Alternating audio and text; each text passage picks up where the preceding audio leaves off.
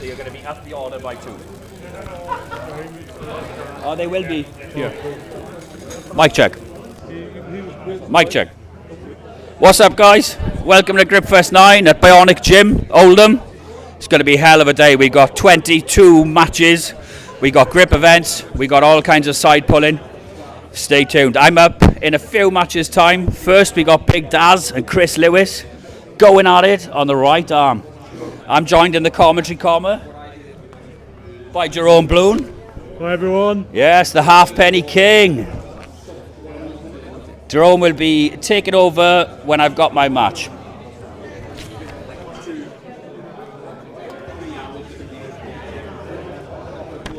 Right, here we go, Jerome. We're going to call up the first match.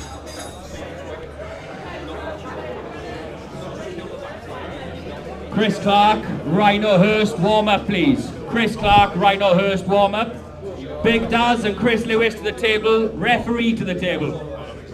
Be good to see where Rhino is because he's coming back from injury. And yes. I believe he had a stroke or so. Like he had a bad stroke after his last match, yeah, and he was doing really well at the time, so he had to take some very unfortunate time off. But good news for himself and his family, he's recovered very well, so we'll see what he's capable of today. Be great to see that.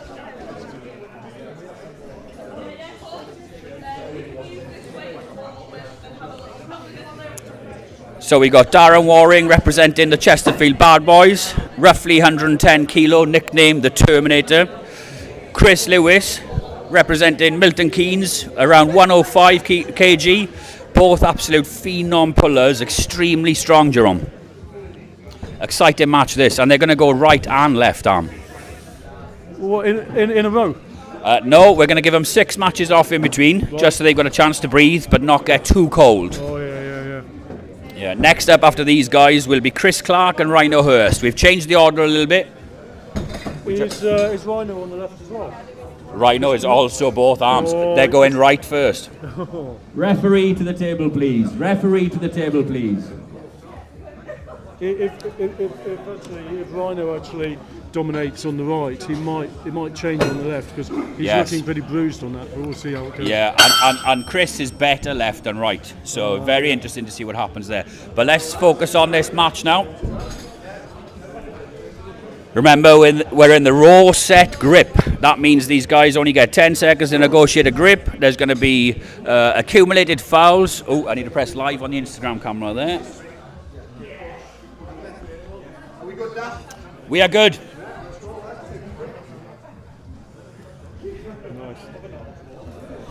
Yeah, in the background you can see Bionick Gym, the famous red and black colours.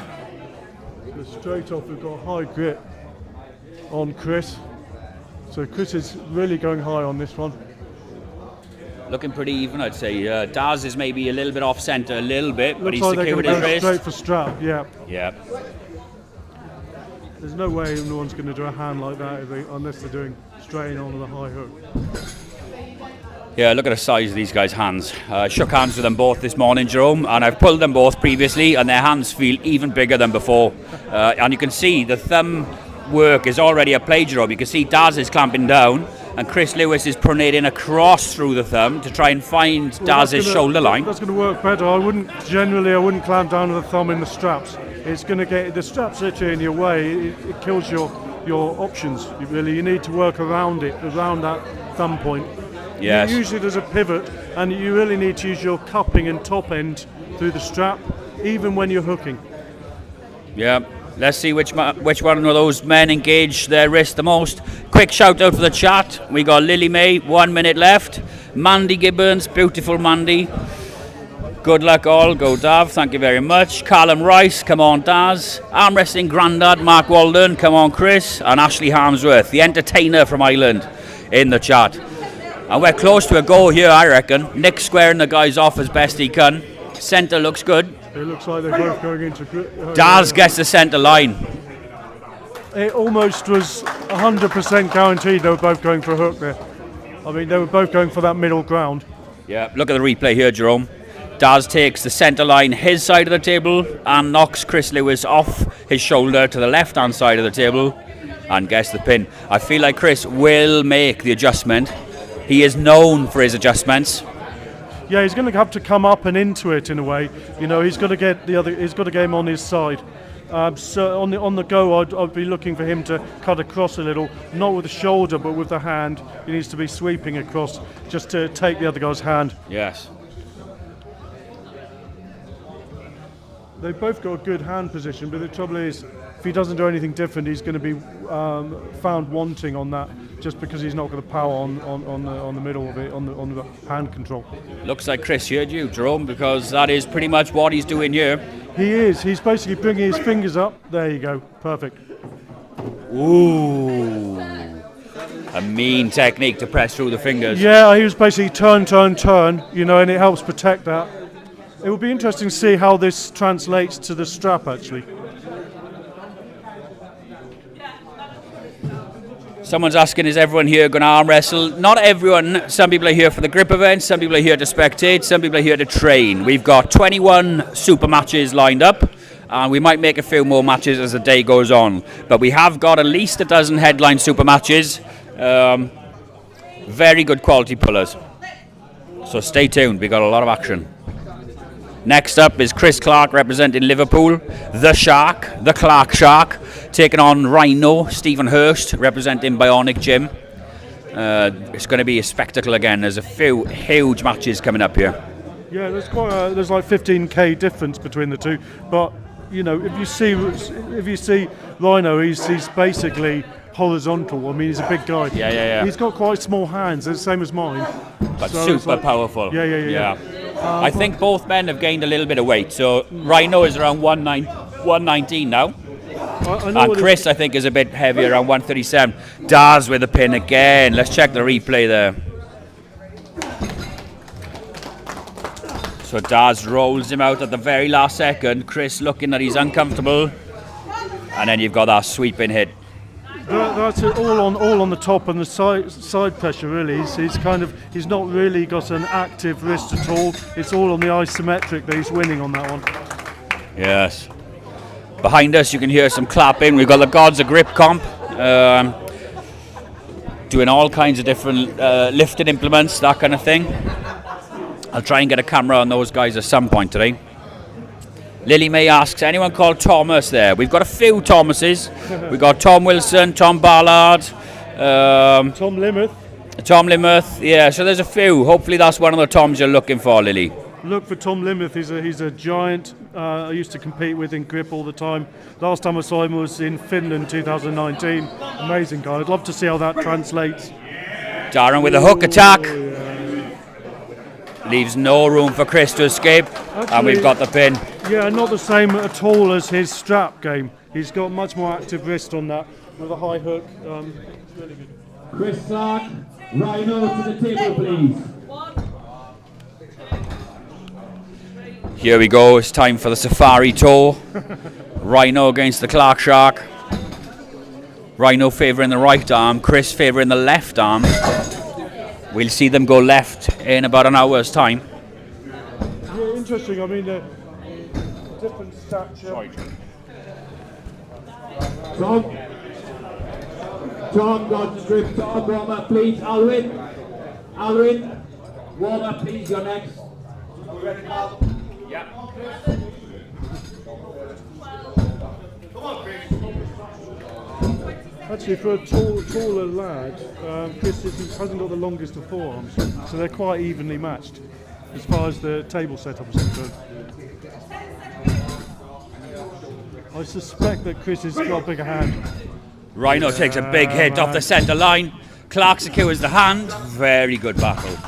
I'm going to find Tom just to tell you. Oh, wait. Tom, Gods of Grip. Tom. Get that start, Chris. Come on. What's his name? Tom Limeth. Tom Limeth, warm up, please. Yeah, I knew Rhino was going to be going into straight for the hook. That's his game plan at the moment. I'm going to say it quietly so Chris doesn't hear it. But if I was Chris, I'd be posting on him, you know, just to put a stop on that hook. So this will be very interesting, just to see if he can he still force that hook into that forearm. Can he pull him down?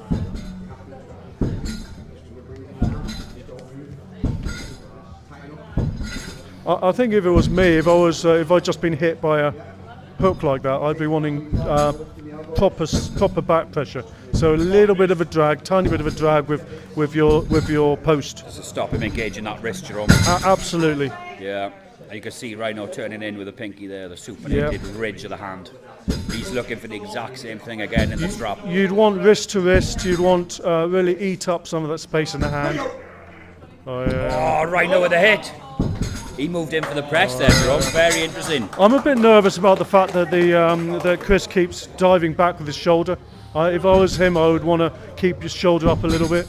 You know, it gives you more options. It means you can take him across a bit more. But I mean, it's almost like a reaction. It says a lot about his training. Yeah. But not that it's a bad thing. Sometimes it can work if you've got that hand power.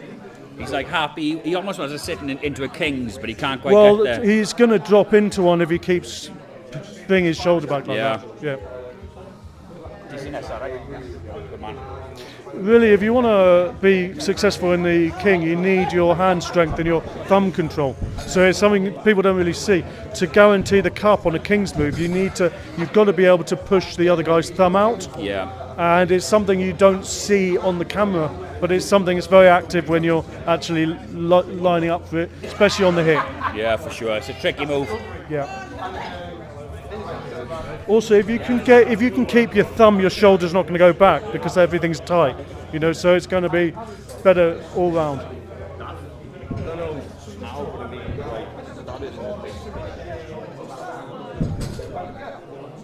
See, Chris is looking quite confident, considering. Yeah. Get in as down. You can see he had an idea on his. You can see it in his face. Nice. There we are. Brilliant, mate, brilliant. Very good. So I mean, all he concentrated on was pulling him back on the post. So it's basically exactly what I would have gone for. Yeah, Perfect. very technical, very good adjustment. Yeah. Rhino's hit required a lot of speed there to get Chris out the position. If he can't do that, I don't think it's going to go well for him. But I expect something more aggressive from Rhino this round. 1-1 apiece. Yeah, I think what Rhino needs to do, he needs to win in increments, because he needs to really stop the other chap, pull it back a little, and then bleed him. You know. Yes, play for position. Yeah, because if he's diving into it, if the guy can keep his shoulder, he's got the advantage.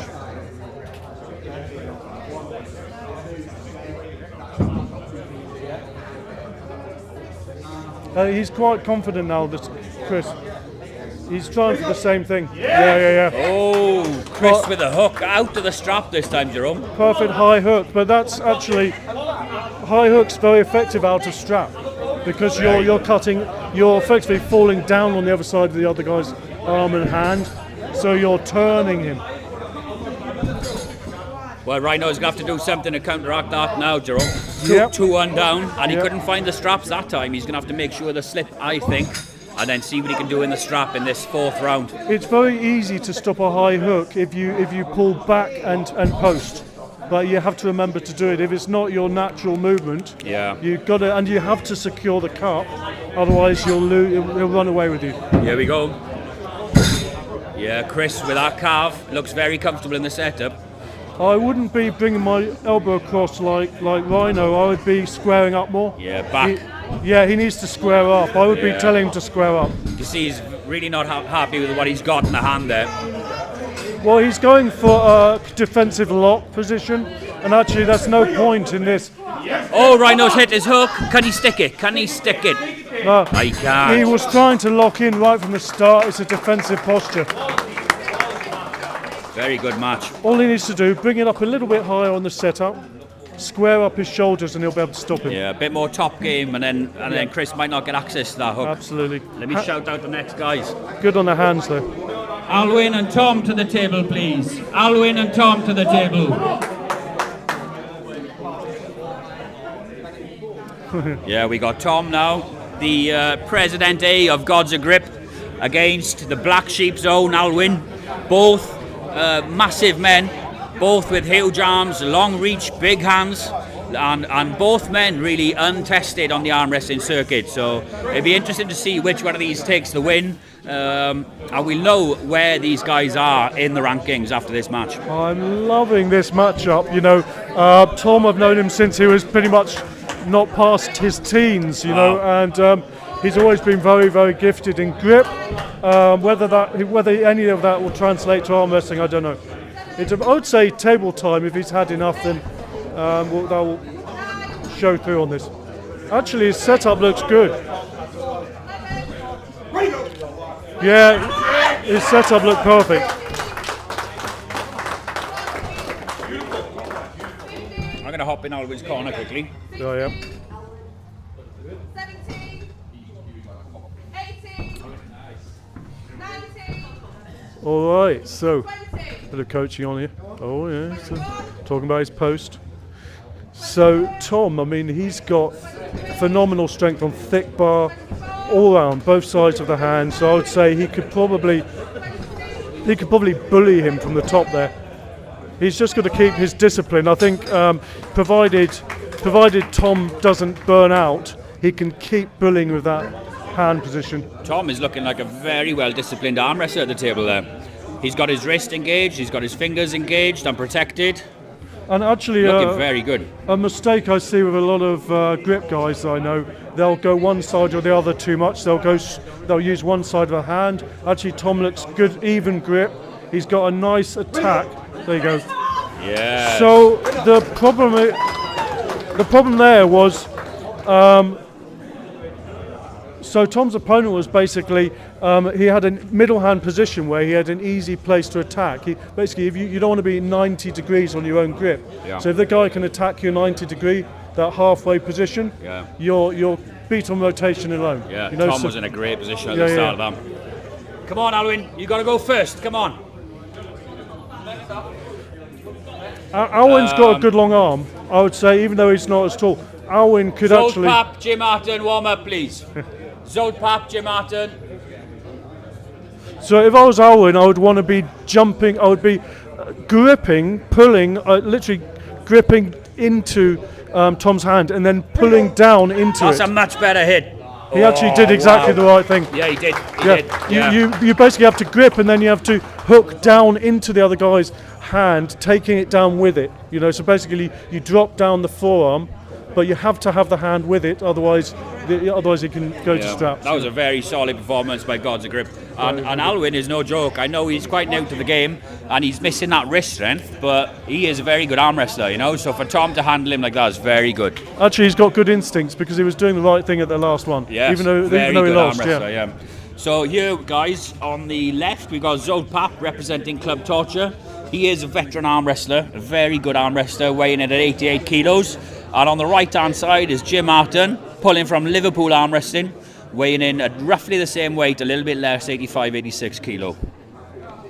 Both men favour the top roll, but Zad Pap has got a menacing hook. Well, actually, Zolt looks better in more of a hook. Oh, wow, look at this. Zolt was not starting like a top roller at all. By the way, if I had a long arm like that, I would be pressing down into the other guy's hand on the go. And then blast back out. Yeah. But from that hand position only, I mean, you know, so I'm not, you know. I wish I had that strength. Oh yeah, look, it's pretty obvious what they're going for now. But Zolt's not changed his hand position. Interesting. We've got Emma Curry in the chat. Good luck, everyone from Newcastle Arm Wrestling Club. I imagine Dave Curry's family member there. I'm looking forward to the Dave Curry match, but here we go, Zolt and Jim. Great hit from Jim. Jim is looking absolutely fantastic recently. Ooh, careful another the elbow, bobble, he's picked up his second there. elbow foul there. Zolt at risk of losing this match with one more foul. I like the way he's coming across on his shoulder. It's good and safe, even though he's close to the limit. A lot of pressure there from both men. Fantastic. Both losing fundamentals in the grip and then still fighting hard. Good sign of a veteran arm wrestler. The bit where this becomes fun, if they do the same thing in the strap, you're going to find out who's got that shoulder and bicep. Yeah. There's no running away in the strap. No. Both exciting men. I don't think either one of these have had non-exciting matches. I would still suspect that Jim's got the advantage on this in the strap, just because of the fact that he's getting the turn on Zolt. But if Zolt can time it, he can stop him. Yes. Rob Heaven, Salvo. Warm up, please. Rob Heaven, warm up, please.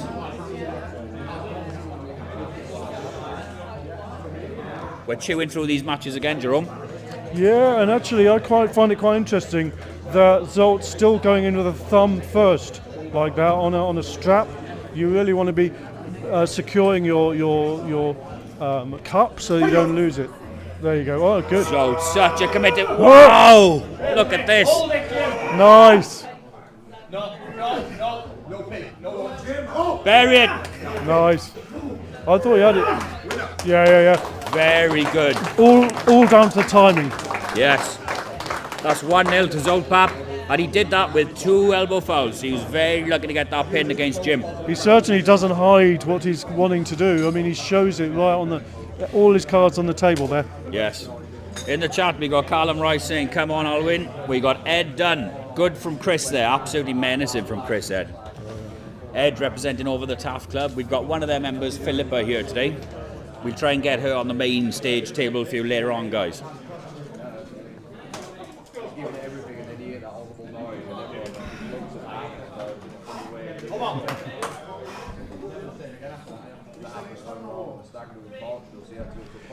Now the big question is, has Jim burnt out?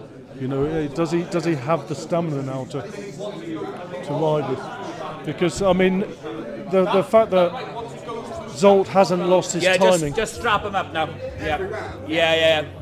Unless they really don't want to, then Let's see how they start up. I'm looking at that hand position, whether who's going for height. It'll be telling on who's fatigued actually. Yeah, Zad Pap looks like he's blown his load already. He looks like he's starting to lose blood in his face. And Jim is looking like his arm was absolutely pumped up. So it's very interesting here. We've got like a guy that's used his arm entirely against a guy that's used his body entirely. So let's see what both these guys have got left. I'm going to want to see on the setup if Jim can be a bit cheeky, get the turn on him a little bit on the setup. You know, if he can get Zolt to be more on the defence on the start, it'll slow Zolt down on that attack. Yes. Yeah, you have to slow Zolt down. We got Joe Finnerty in the chat. Oi, oi. I'm sure Joe is lining up everyone in this room to take us all out one day. Ryan Barber says, "Looking good, Dav. That gym looks like a good match for me in the future." Ryan Barber from the Welsh Warriors there. I reckon that's a good shout, Ryan. We could probably make that happen for November 16th.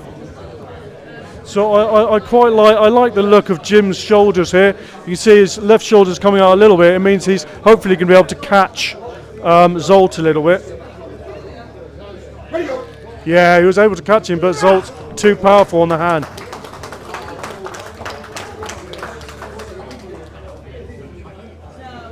So actually Jim did the right thing as far as if he could have held him with his cup, that was perfect, but he didn't have the strength there. He was going to need to get a hook in, I think. Not a high hook, but force him into a lower hook, get that hand around. Just right, okay. The only thing he could have done other than that is literally dragging top roll through, you know, on the strap. On the strap, he could have forced it a little bit. Ryan saying we just jinxed the puller there. It is pretty common for us to do that. Oh yeah. Pinkley just turned up in force. The pink t-shirts on display. The crowd is right behind us, so we should have rejigged the camera angles a little bit, I think. Oh, great hit from Jim. Nice. Oh, Zolt. So Jim did well to go in, but he didn't gain anything backwards. If you're going to make a gain, if you throw it all in like that, you've got to make, you know, even if it's half an inch backwards, because he was straight into Zolt's side of the table. Yeah, good effort there. On to the next match, guys. We've got Rob Heaven and Salvo Travato to the table, please. Salvo representing Bionick. One of Bionick's earliest members since they started training here. He's been putting the work in as Salvo. And then we've got Rob Heaven, aka Daggeroth on Instagram. Also a very keen puller. Both working up the ranks, both want it bad.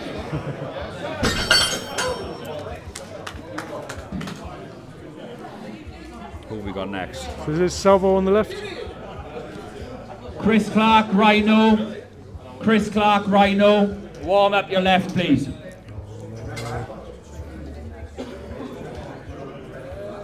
Rhino, warm up your left, please.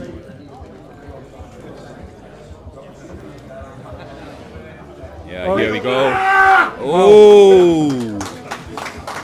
That's the intensity Rob Heaven is known for. You've got to be ready for that. Yeah, I like his quite relaxed setup. You know, it gives him options. Yes. So, you know, he's got a clear game plan on that. But, I mean, if he was to get stopped, he's got room to come around. He's got the room in his hand. The guys are just asking to see the crowd. So I'm going to pan around quickly with the USB camera. And you can see all the people here intermingled with the equipment. We've got the grip event going on behind us. Yeah, man. So there's a lot of people. I think we should have done the camera angles a little bit differently, or maybe set up the grip the other side of the table. But it is what it is, guys. You're still going to get 2 camera angles on the matches. Oh, yeah. And then we rejig some stuff after we finish the super matches. So look at the angle on this one. So he's going to be cutting in again. He's riding confident here. But he's still got room to come out. His elbow's come across, but look at his elbow. It's not past the bone line. It's not inside the bone line. It's right on it. Yeah. So he's got room to come out. He can do a dragging top roll if he needs to. So watch that shoulder. He's got a high left shoulder. Oh, watch that table. He's just absorbing him. All watching the elbow. There you go. Keep running, yeah. That's a running foul. We're going to call that a foul. Yeah, Yeah. 2 fouls. You can go to strap if you want. We'll grab your own 2 fouls, okay? It's not a lost round. 1 more in the lead round. I like the. It's almost like as if you were to do a shot put. The way he's setting this Tom up. Wilson, match after next. Match after next.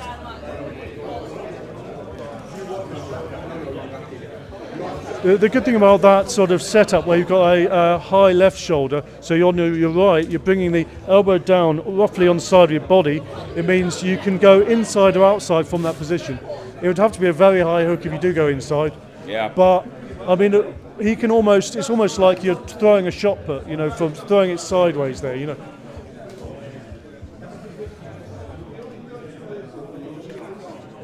We've got Daniel Matusik in the chat. Wait for me. He's stuck in on the M6. We'll do our best, my friend. We'll do our best for you.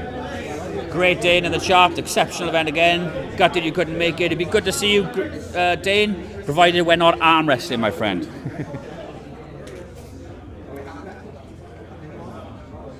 Ashley says, very impressive. Lily says, that's a lot of people. When is Chris on next? In 3 matches' time, Joe. Yeah, we've got a really good turnout. Lily asking if it's only adults. It is. We only do juniors, really, very rarely.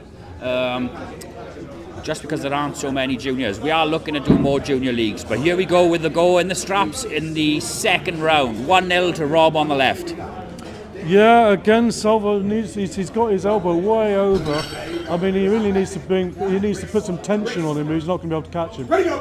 Yeah. Whoa, Rob so strong at the top. He's far too reliant on wanting to catch him in a hook.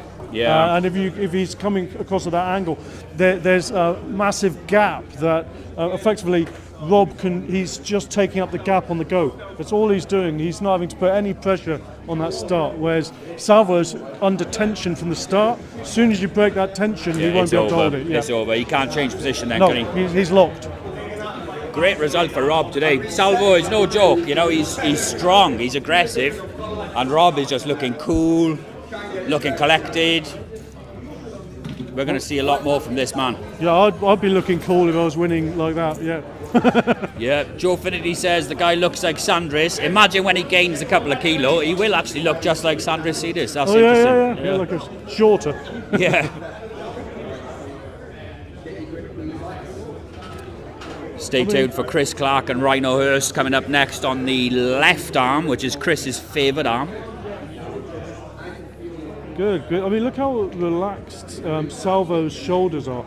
and his back, he's really not, he needs to pull back into that. I'd like to see him brace his foot a little bit more, Yeah, get braced off that table a little bit. Especially with the hook, you're going to need that hip connection. Yeah, there's no tension to his body. Yeah, a lot to ask for Salvo. Good effort, I think. Just too much to ask for. And that was ranked 56 Rob Heaven against ranked 53 Salvo. So Rob climbs a few spots there. Oh, yeah. Very, very impressive. Next up, Rhino Hurst against Chris Clark. Rhino Hurst, Chris Clark, left arm. Left arm.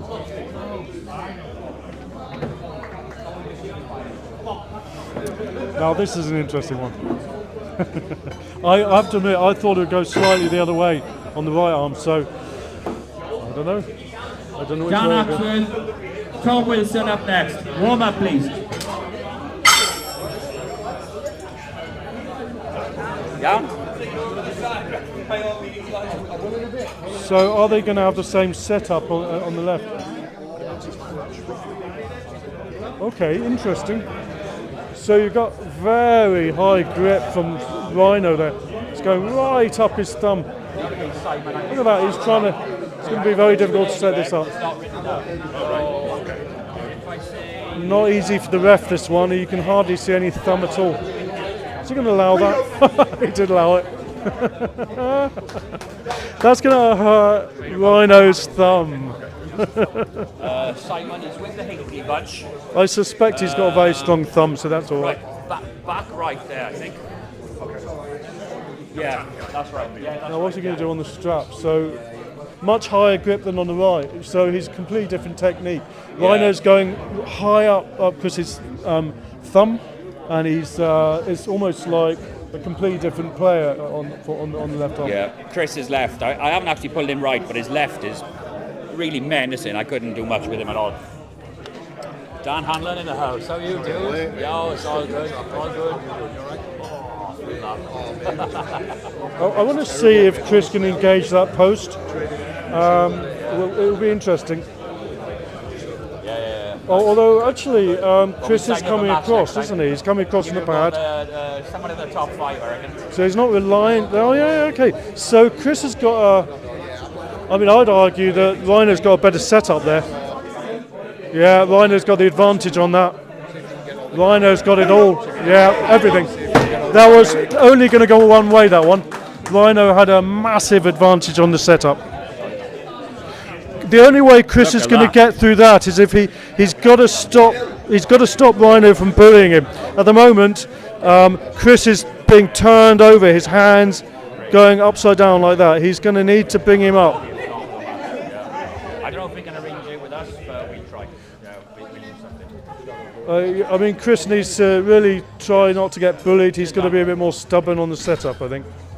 Because they're both going for the same thumb start, but what happened there was Rhino won the setup.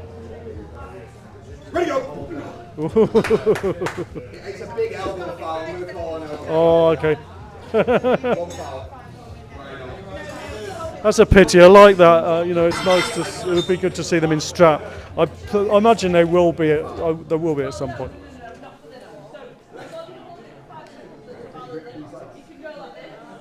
All right. Okay. A much more relaxed setup from Rhino there. So not quite. Although he is posting. They're both posting. They're both trying to do the same thing. Oh, I like this. They're both the same. This is good. Look. So Chris is not. That's much better. Yeah. So if you notice, Chris hadn't been turned over before the go. It just plays into Chris's strengths a bit better. Yeah, Chris trying to make that adjustment now. He didn't like what he felt with Rhino in that first round. Well, he got turned over completely. Yeah. He's trying to find a lane, isn't he? Yeah. I mean, you have to kind of stubbornly square up, Next up, we've got a battle of the ages for Dan Axworthy and Tom Wilson, the keen up-and-comer. Yeah, it's going to be an aggressive match. Dan Axworthy, my old nemesis. I used to beat him, and then in the last two, he beat me two in a row. Yeah. So you owe him one, Jerome. Well, I owe him one, and I'm a little stronger than I was last time we met up. But, you know, maybe he is as well. You never know. Yeah, he's looking great at the minute. Yeah, he always looks intimidating. Yeah. I think he's booked in to go to the Worlds, isn't he, Dan Axworthy? See what he can do this year. Video. Oh, wow, yeah, Rhino with man, a that was powerful good. hit.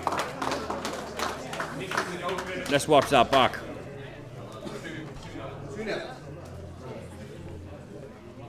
Much better. Yes, clean work from the Rhino.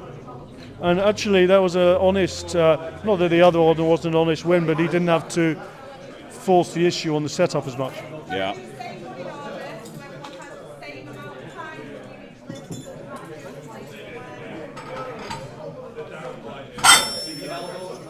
I don't know if if you slowed it down, you'd see how much of it, the bottom side of the finger pressure, finger movement would have secured that on just getting, there you go, over his forearm, perfect. Wow, I really didn't expect that. Yeah, that's all in the fingertips. Yeah. All in the fingertips. Dan Axworthy, Tom Wilson to the table, please. Now we're going to see all Dan's violin exercise that's going to be coming into play here. He's a really good musician. Darren Waring, Chris Lewis, warm up, please. Chris Lewis, Darren Waring, warm up, please. I can't see either Chris or Darren. I mean, Danny's going to be all the experience on this one, but I mean, it will be interesting to see what happens if they. Well, wrist to wrist, interesting start. Keep an eye on the replay button for me, Jerome. Yeah. I'm going to find Chris and Darren. They're both on the wrist. Although actually, Danny's got better setup here. Much better wrist on Danny here. Yeah, Danny's got it all here. Oh, but that was all on the hand. Nice. So that was all on the cup and the hand. That's really interesting. So that was entirely isometric. Really good. I should have hit replay on that one. Learning this equipment.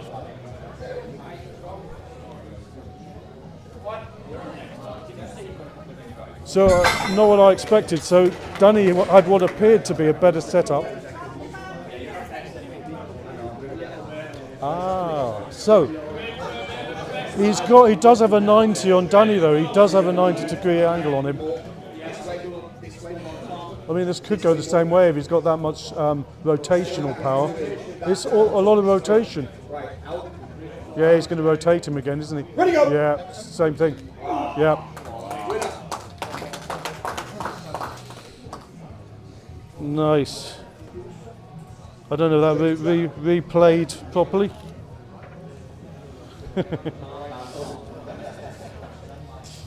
Yeah, so I mean that was interesting because initially Danny had what conservatively I would say, you know, that setup would have quite effectively stopped full dragging top roll hook, but because there's that rotational isometric power, Took him out of his lane. absolutely. Yeah. But at least he knows what to expect now.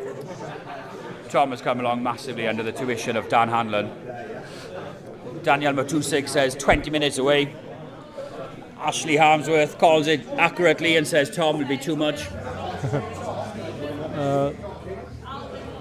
Yeah, so you know that time that you do bring your elbow into the chest zone, I would say this is now when Danny should be doing that. I think he needs to be getting up above his elbow. You know, he's got to bring his right shoulder in on this type of rotation to stop it basically. On the strap, well, I don't know. I don't think he's got enough rotational power in this. I think he might be on the back foot. Yeah, Whoa. Yeah, I mean, he needed to bring his elbow across, so he's got a way of widening the angle that his opponent had to come across. Is that 3-0? It is. Chris Lewis, big downs to the table, please. Yeah, if the guy's going to beat you on rotation and you're squaring up. Zad Pap, Jim Martin, warm up, please. Zad Pap, warm up, please. I mean, the best thing I would do is literally, you take that 90 angle, throw it out so the guy has to go further round. Yes. Yeah. But he squared up. Run for the hills. Yeah. Right, it's a keen match here. Darren Waring, Chris Lewis. Waring, and yet you're always in a war. Darren Waring, left hand this time, against the mighty Chris Lewis. Chesterfield versus Milton Keynes. So Darren on the left.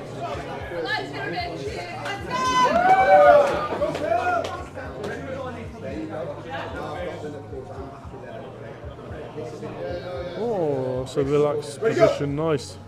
Chris with a hand position this time. Yeah.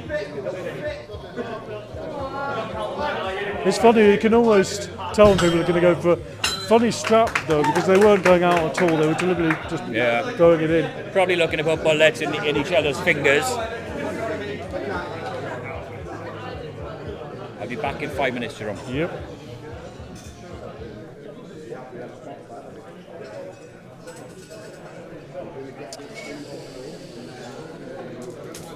I hope I get their names right. I think. Is it Daniel on the left? So will they do that? No, that startup didn't tell us anything about what they're going to be doing on the strap. They really weren't giving anything away. It's a good way of setting up against your opponent if you can get the slip. This is interesting. Much more of a wrist. He's pulling him out. Actually, this is good. You can see the tension here. The guy on the right's got the advantage. He's going to get this. Yeah.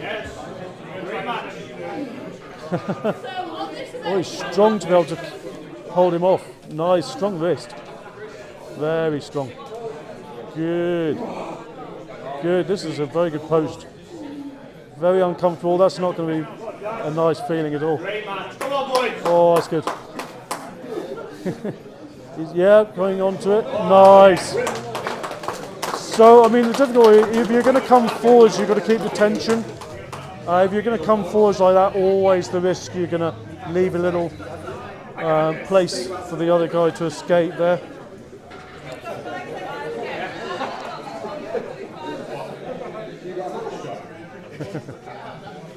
I still think we've got a match because you're going to be pulled out so much from that. Kill your flexibility, although he wasn't using really a lot of movement. Who took the first one? Chris. Chris took it. So, a completely different story both sides. So Chris was mobile, he was doing a little bit more of the traditional move. Darren was actually all side pressure. He really stopped him very well on the bit of something that's not visible on the camera is how much he's having to post in order to keep that, and to how much wrist it takes to put the brakes on the other chap when he's trying to get it over on you like that. Yeah, these guys are hitting some strong positions here today. Yeah, a bit more even than the first setup. He's still got a better angle. So Darren had he's got his hand on the back. He's turned over already. He might be able to bleed him out. Can he do it? Can he hold on long enough? Oh. So on a super match, I mean, if it was a best of two, it would be a bad attack. But fact is, he might burn him out doing that. 2-0 Chris Lewis, yeah? That stop with Darren on the bicep, it looks ugly, but he has stopped some right powerful people in that position and come back to win. So you never know what's going to happen in this third round. Maybe he can find a way to turn it all around. Yeah, I mean, he's going to have to try not to have his. You don't really want to have the back of your hand facing your opponent on this sort of a setup. You want to try and get those knuckles up, but I mean, it's possible. Can Darren now get some mobility into his wrist, because he's doing all that isometric stuff, which is great for stopping your opponent, but I don't know. I mean, he's going to have to get some rotation into that. make some shapes. You know, he's got to make some shapes if he's going to get further. I suspect if he gets a chance, he might try and press in on Chris. Actually, you know, you can feel the tension in the room, Jerome. Everyone's looking to see if Darren can find something into the hand of Chris. Yeah, well, what do you reckon? Darren might go to a flop press. I think at this point, Chris is so cognizant in what he's taking from Darren. There's no way he's going to let go of it. And I think he's got it again. That's why he's forcing Darren to boss across the centre of the table. But in the process, Chris is taking the hand of Darren immediately. It's very difficult arm wrestling to pull against. But look at the stoppage from Darren. This is absolutely phenomenal. Yes. You're never going to have a chance of getting back if you have your hand turned over like that, because you have to take such a long way round to get it back again. Yeah, brutal position. Fantastic fight from both men. That is one match apiece today, with Darren taking the first and Chris taking the second. How are you feeling there, Nick? I can jump in, yeah. You're going to hear the weights in the background clunking around. We got Jim Arton and Zad Pap going at it again on the left arm this time. So Zolt's going to be feeling confident from his, just on the power side of things.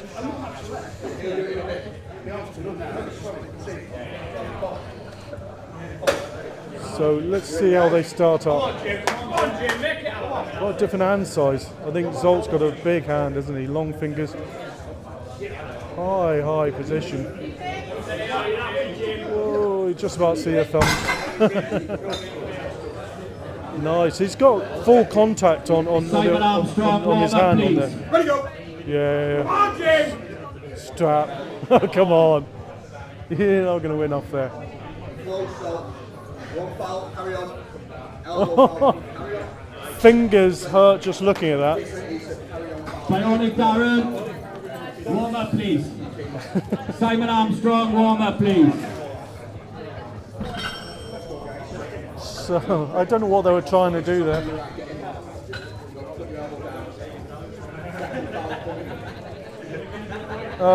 Word of advice as a grip guy, if you can keep your little pinky finger in, then you've got half a chance of dragging the other guy down from that position, otherwise no chance. Darren, left, isn't it? Right. Yeah, right. So let's say they change tack. I mean, I didn't see, I honestly thought on that setup, I thought they were both going to just deliberately go for straps, so why they were tying themselves out like that. Don't know what they're going to do next. Oh, interesting. So Jim's coming in on his thumb. Can you see how tight he's bringing his thumb down there? Yeah, no, he's got a disadvantage there. You don't want to overload on the thumb because you need your fingers to be doing the work on this. He's got the turn again. Zolt's got this, I think. Ready, go. Yeah. Oh no! He's got the turn. He's got the turn. Second foul, Zolt. Don't panic, Jim. Now this is interesting. I was just letting bleed him out. Bleed him out. He's got to be patient here. He's got it. Come on, Jim. Sit on it. Just sit on him. But he's got it. Just fingertips. Nice.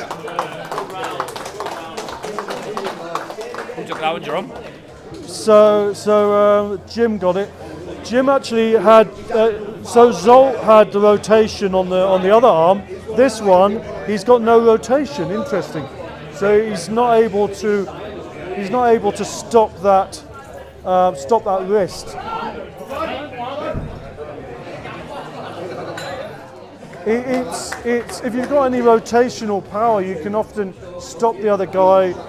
If the other guy's just got no wrist shape, effectively he was just going on the turn like that. So look at that. You can just see he's just going to be doing entirely turning on him. It's all on rotation, this one. Zolt's going to need some kind of side pressure to be able to stop this one. I think Zolt needs to, instead of bringing his fingers all the way around. I think he needs to line them up. Yeah. He needs to line his fingers up higher than that. So, in my opinion, Zolt shouldn't keep wrapping his fingers around his opponent's hand like that because he's getting turned over on the go. He needs to bring his fingers further out, get some air between him and his opponent. Maybe give him access to the top roll. Yeah, exactly, and the cup. Yeah, these two, I think they're both chasing the same things, that there's very little left for either one of them to actually hold on to. Yeah, except Jim's got the thumb at the moment. He's deliberately coming in on the thumb. Yeah, and he's pronated under the fingers as well. Yeah. Nasty technique, that. Yeah, it is. It's actually, if you can thread the needle like that, it really works well. It's something that the other guy can push you out of that position very easily if he goes wide, but then on the strap it's difficult to get a clean pin from that. I mean, Jim with the position, he's got that shoulder commitment. Yeah. Zolt is in a dangerous position looking for that stop. Refuses to give up. Nasty position from Zolt. Whoa, that's side a big pressure, drive. just like I said, he's relying too much on that side pressure. Zolt wanted to get some back pressure there, really. Jim is bleeding him now. He's got to get some sort of fingertip shape if he's going to fight that. Keep. Whoa! Whoa! What a match! What a match! Big mistake. Jim in the left hand King's Big move. mistake. Hand on the peg. So don't go loose like that. If you're going to come in, back in, is it? Wow. His hand came off the peg. His hand came off the peg. Yeah. it's better to climb doing two moves. Yeah. Keep the tension. Yeah. Just at the end, before the pin, he let go and rolled in. Yeah. Sorry, Zolt. Do it again. Do it again, Zad. Come on. Yeah. Easy. Why Jim did that is beyond me. He was not under no pressure to do that. I think he genuinely slipped off it. He threw it away. Yeah. You can't just throw everything at your opponent like that and expect him not to, see that coming. I mean, he was very fast. I'll give him that much. You can, if you've got like a very, very long lever, some of these really tall chaps can come in like that. But you've got to be tight to your own body. You've got to bring it in. You've got to be over your arm, otherwise it's not going to work.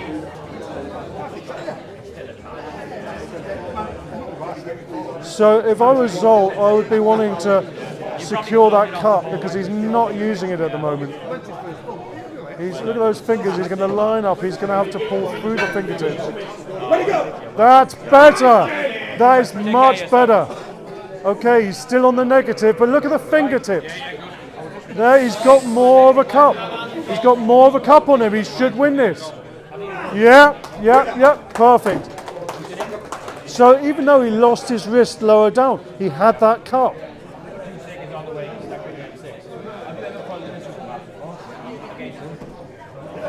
It's a good example of a position where you can almost dump your thumb completely doing that. That doesn't mean you should deliberately dump your thumb, folks. It's what you've got to get yourself into a position where where the other guy can't turn you over through your thumb.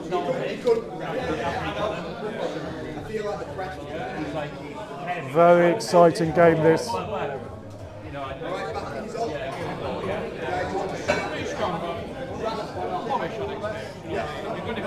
Great battle, really, really good. Yeah. So now we can see this side of Zolt's wrist. He's got the wrist. So interesting. So. Oh. Yeah. So interesting. So Zolt's got strong fingertips. He's got nothing in the middle of his hand at all. Lower wrist is very strong. So he's willing to give away that middle hand strength just to drag the other guy down if necessary. Yeah, and as for Jim, he's just literally holding on to his fingers.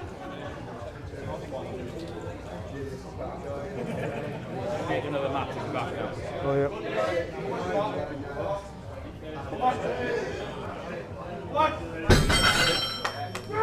again, just like when they started, they're giving up a lot on that. You know, why didn't they just go straight for straps? You know, because you've gone and used up a lot of energy. You're a little bit tight. You know, it forces you one side of your arm could get knackered like that.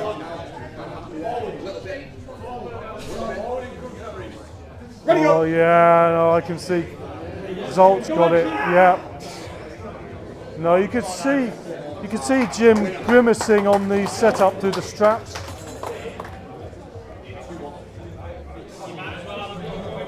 Very, very good.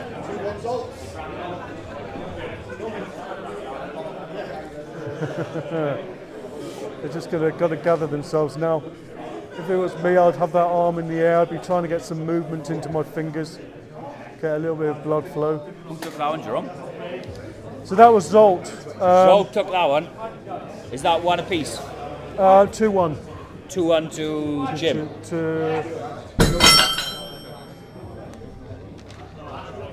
No, I thought it was Zolt, was he?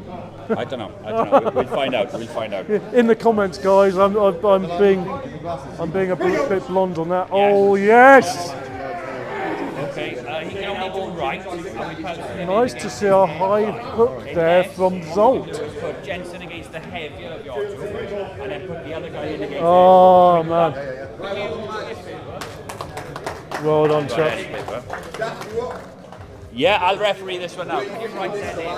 Yeah, well that answers that one. It was 3-1. Who won that one? Yeah, so that was Zolt, and actually he had everything at the end, everything. Oh, I'll just wear what I got. Yeah. Who won that one? Zolt. He 3-1. Wow. Yeah, and he really didn't lose. If anything, he gained something because Jim really he lost the ability to get the turn, you know, and he lost his cup. Yeah. Bionick Darren, Simon Armstrong to the table, please. I'm going to just referee this one whilst we get Dan Hanlon ready. Can you send Dan Hanlon to me as soon as you can, please? And just write the scores down for there and there for me, please. So who else? Sorry. Oh, here we go. Where's the pen he's in? Oh, the pen. Right.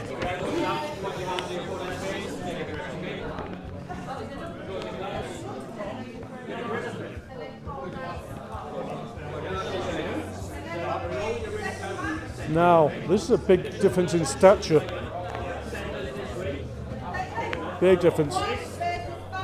Yeah, easy. Look at that hand set up. I wouldn't say that's a foregone conclusion if he was strong enough to hold him off, but that was going one direction, that one.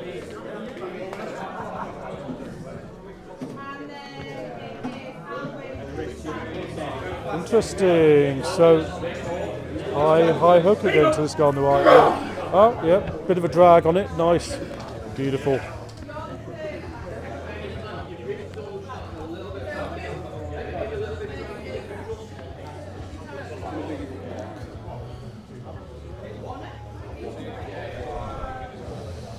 All right, let's see if we can give an answer for this, because he's got a good hand position there. He's pulling him up. He's pulling him up. He's going to have to turn in. He's got to hook into that. Hook in. You've got the space. Use up the space. On the setup, if you create some space at the base of your hand, you can eat that up on the go. You basically rotate it in the hook. Do we have Dan Hanlon ready yet?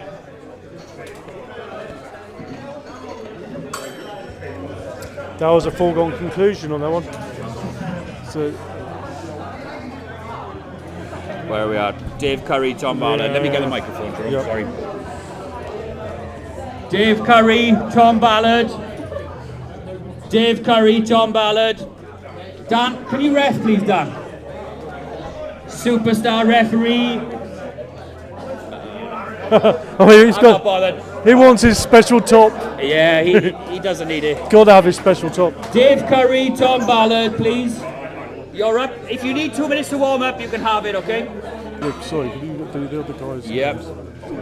Go on. Luke Vagini against Neil Cass. Warm up, please. Luke and Neil Cass, warm up, please. That was the previous match. So that was 3-1. And this was 3-0. Yeah, 3-0. But it was a Daniel, or it was Daniel who won. Yes, yeah.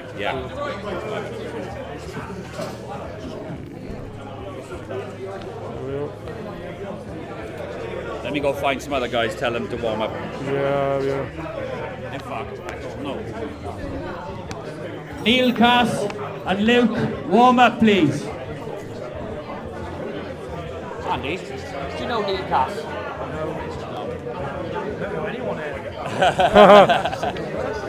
But that on the left and right. So this whole one is for your left, is it? No. They're all mixed. Yeah. Oh right. So how do I get this? So it's just totals Just on here. both. They've got another line up there. Look, bam. Zad Pap, Jim Arthur. Oh yeah. So Yeah. 3-1. Darren Yeah. 3-0. And now we're into Tom Ballard, Dave Curry, followed by Luke Vagini and Neil Cass is next, and then I'm going to go against Dave Horner. Oh yeah. Dave Horner. Where's Dave gone? Do you want me to be louder? I know. I can holler. All right. So I can't call it on this. This looks like a really nice. Actually, no. I think we've got a left hand, the left side advantage here. Yeah. Yes, sir. Come on, Dave. Yeah.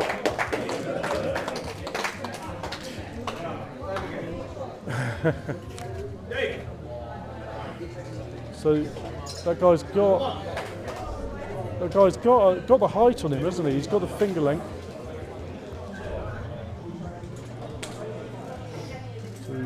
So Dave there, he really, again, he got turned out. It's a bit of an obvious one. Not easy to stop that. You can see he's trying to pull him out. That's not. I think he needs to lean right a little. What do you reckon? Both guys are looking for the top control. Yeah. Almost finger to finger. So it's going to be a question of speed and adjustment This first. is better than the first, much better than the first one. I would suspect that, yeah. Wow. Dave's not got enough connection there. Yeah, I'd let go if I was Dave and drop down into an open arm position, but that's usually bad He's not advice. going to win in the middle there. That's 1-0, yeah? Yeah. Oh no, it's 2-0. 2-0. Yeah. Same story, slightly different setup. Tom Ballard's put a lot of work in recently at Milton Keynes. I've seen a lot of posts. Him and Chris Lewis have been really putting in the work. Oh yeah. I've seen him compete before. He was very, very impressive. Yeah. I'd say we're past halfway here, Jerome, and we've only just passed an hour, which is an extremely good pace for these matches. Look at that wrist on Tom there. It looks really, really confident. And he's got that fingertip pressure as well. Very nice.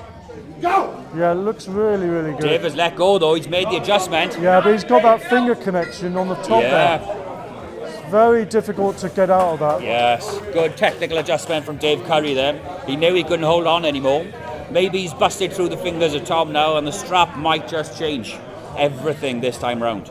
I mean, Tom might have to throw it down into a press through that. Andy, it's Luke next, then me and Dave Horner, then you, okay? And you've only got 5 matches off, then you're on again. Good man. You can probably tell how dyslexic I am, getting names all over the place. I used to be dyslexic. Used to be. What's up, the Claymore in the chat? What's up, John T. Murphy? Emma Curry is saying, good luck, Dave. 2-1 here to Tom. Rare to see someone that can challenge for the height that Dave can get on the table. Yeah. I think that is taking him out of his comfort zone, perhaps. But it's not just the height; it's the setup. He's not losing any height. You know, you can have a shorter guy who gets a higher hand. It really depends on how much you're given. I don't like I mean, Tom's got a better grip on this one. Yeah, look at that. Yeah. So looks like the elbow of Tom. A far more fluid elbow. He could gain that bone line on Dave. Yeah, but they're both quite square on. I would say the trouble with Luke's setup is he's grabbing so much of Tom's hand that Tom only needs to isometrically turn through him and he breaks that shape. Yes. So if Luke can basically get a bit of air in that hand, get his fingers on top of it, he's Bit of room to move. Yeah, he can turn him over. Let me call these guys out. Luke and Neil Cass to the table, please. Luke and Neil Cass. That grip will work if he wants to hook. Not a conventional start, but on an equal length arm like that, you can hook into it. I'm a big fan of Luke Vagini here in the green shirt. I've met him at quite a few events over the last year, and he's really been putting the work in. A good, tenacious arm wrestler. I've not seen much from Neil Cass, although the guy looks big. He's got a great hand, so this could be a screamer. Let's see what happens. So I'm going to struggle two bald guys who look the same. So baldy on the left is which one? Neil Cass in Neil black. Cass, got it, right, yeah.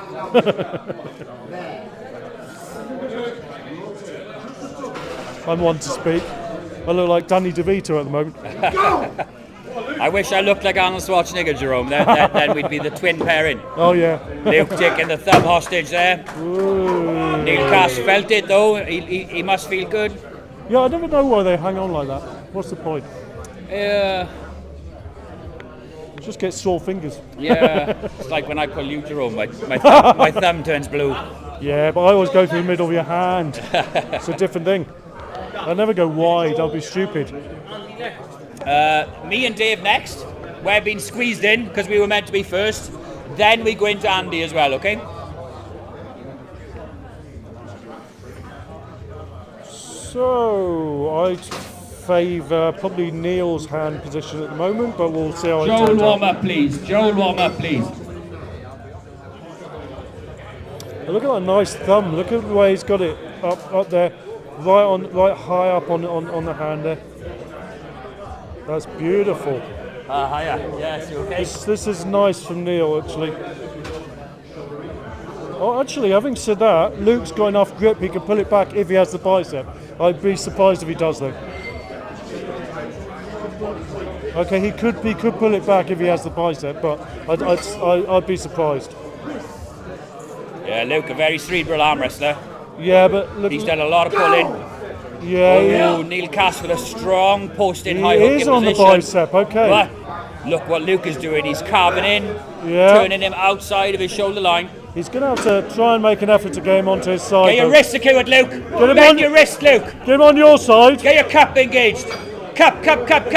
Now it's testing his bicep. Yeah, he's doing the right thing. Yes. He's going to have to climb a little, get that hand up a little. Yeah, he needed to get his elbow forwards, get that hand up a little.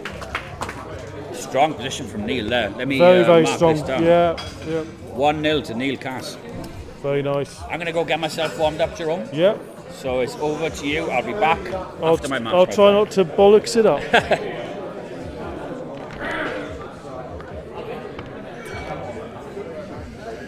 All right, now what's Luke going to do to turn this around? He's not got the lever advantage, but that did test his bicep, that last one. If he can keep his hand up, then he can get he can really effectively force him across the table in that hook position.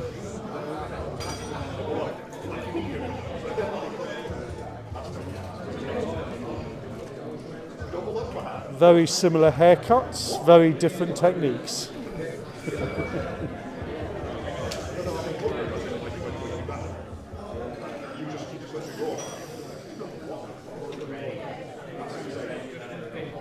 So let's see. Okay, they're both same thumb. Interesting.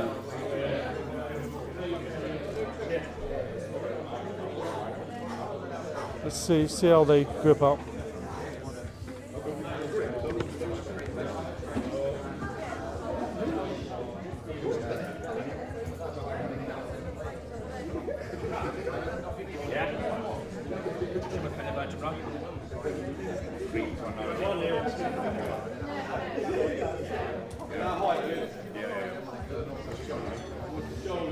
So, is Luke going to be able to get him on his side? I don't know. It's like, does look like Neil's got the turn on him. Good defensive position though from Luke. It looks like a strong defensive position, but he's got. Look at the hand there. I think Neil's going to get in on his fingertips there. Oh, he's going to get the turn on his hand, isn't he? Yeah, he's going for the turn off the start. Yeah. He's got to be patient. He's got everything on this one. Oh, he's giving it away. He needed to keep his height. He looks very comfortable, but he's got to get that height. Yeah, nice. Keep the height, and he's got him. That's it. You can see him climbing. That's perfect. So you can see Neil climbing. So he's still got the contact. This is very, very much in his favour. All right, this is going one way. Yeah.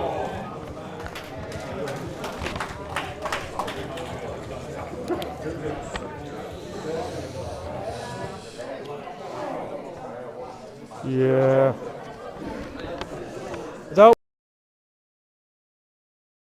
could see him get that contact, get the grip, fully connected. He had all three elements there. He had his wrist, he had his elbow, had his shoulder. Perfect.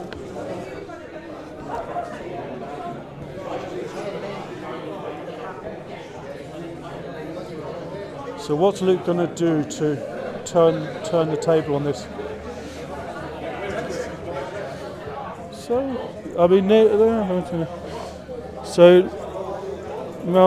Neil's putting his arm up. He's obviously tightening it up a little.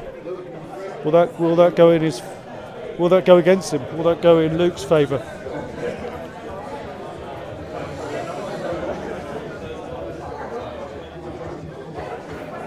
I think Luke's looking quite relaxed. Can he turn this around though? He's under a lot of pressure here. He's got little fingers, hasn't he? That's a difficult hand to set up against. Look at that little thumb of his. That's going to be difficult to ref, I imagine. Let's see where that knuckle's coming in. Yeah, look, he's having to push his hand up. So Luke's got quite a small hand. If I had a hand, I do have a hand like that. He's going to have to hook up, basically hook up.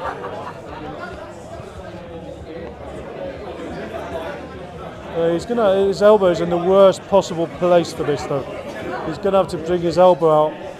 That's the worst possible place because if he gets stopped, he's just going straight over. Yeah, he got stopped.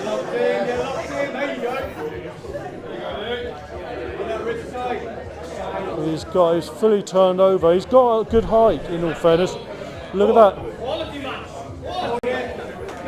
Yeah, he's got. This is good. But oh no, he's lost the outside. Very clever from Neil there. Very clever. So basically, he took the right hand side of Luke's arm out of the equation there. Very, very clever indeed. Good match.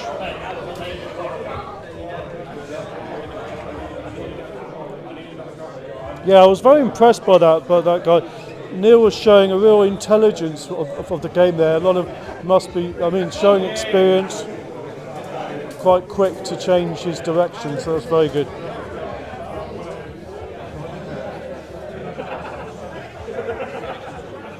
I'll tell you, on that hook, Luke did quite well at the start to bring that height after the go, but he really needs to sit on it a bit, really jealously defend his side a little to get the turn on Neil.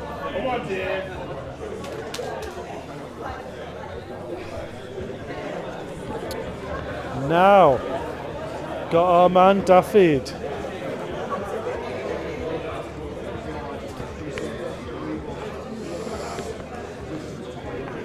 Dafydd Lewis is gaining so much experience now. He just seems to get better every time we see him.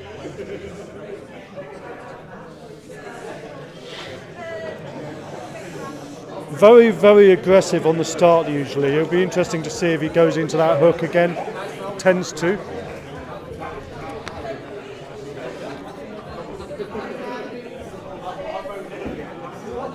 see. Yeah, look at that space. Look at the space near his wrist. He's going to go straight into a hook on this. Really, he's showing all his cards though, isn't he? All his cards on the table there.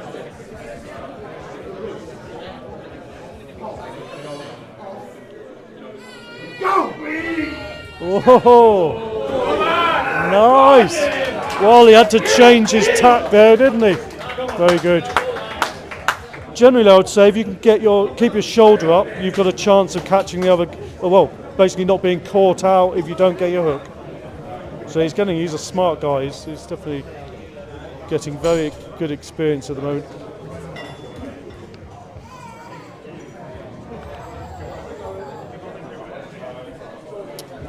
What do you reckon? High hook all day? I think it's going to be a high hook. Opinions out there. High hook is a move that gets you onto other moves. Don't really high hook to the pad. You usually high hook to get you into a position where you can hook the other guy down or go down the other side of his wrist, turn him over, or you can turn the high hook into a dragging top roll. So, I mean, any opinion out there on the name of that position where you come down off the high hook, which is what Dafydd's going to try and do now. Trying to keep him all on his side. He's got to keep. I don't know why he's got that left shoulder coming up. He's got to keep that shoulder in. Keep the left shoulder in, and then he's got a chance of cutting down onto his opponent.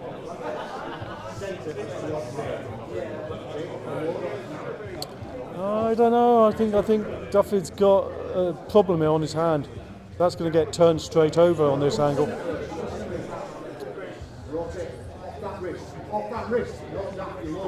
Yeah, I suspect his opponent's going to be hitting this in a good place. Oh, yeah.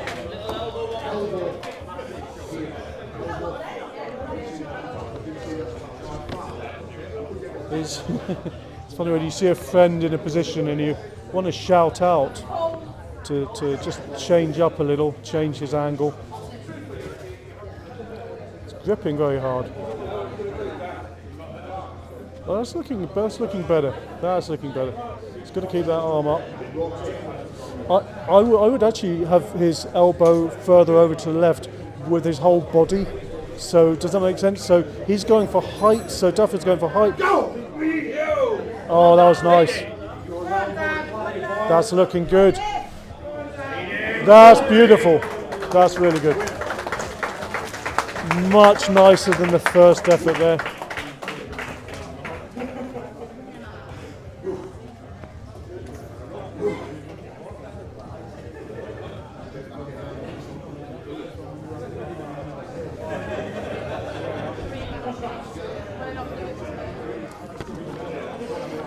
Write these scores down. 1-1.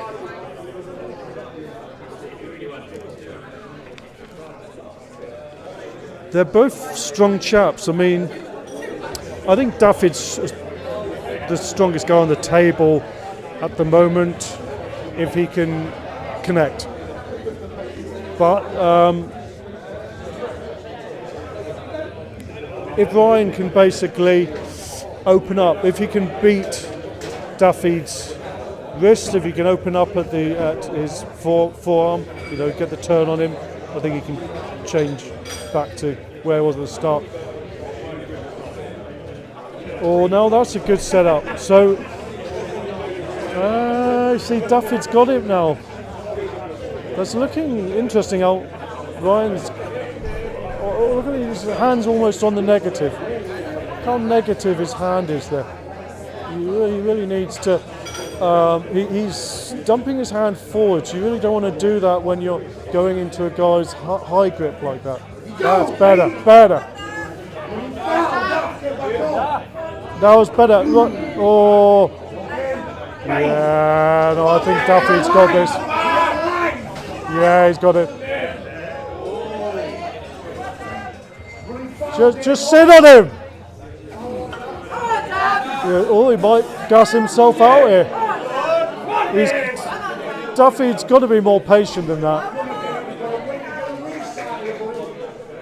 He's got to just be patient. Oh, nice.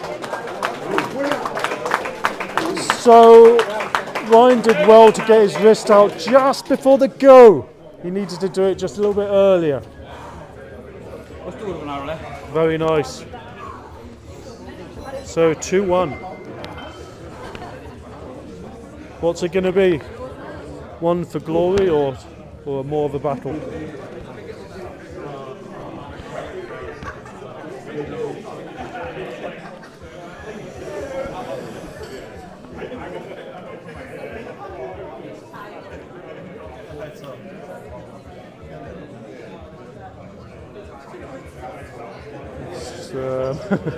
I'm not gonna be big-headed, but there's a couple of things that I can recognise in Dafydd's setup that I remember talking about that with him this time last year, pretty much. He's really getting good. It would be nice to see what his dragging top roll's like, but I don't know if that's going to be tested today.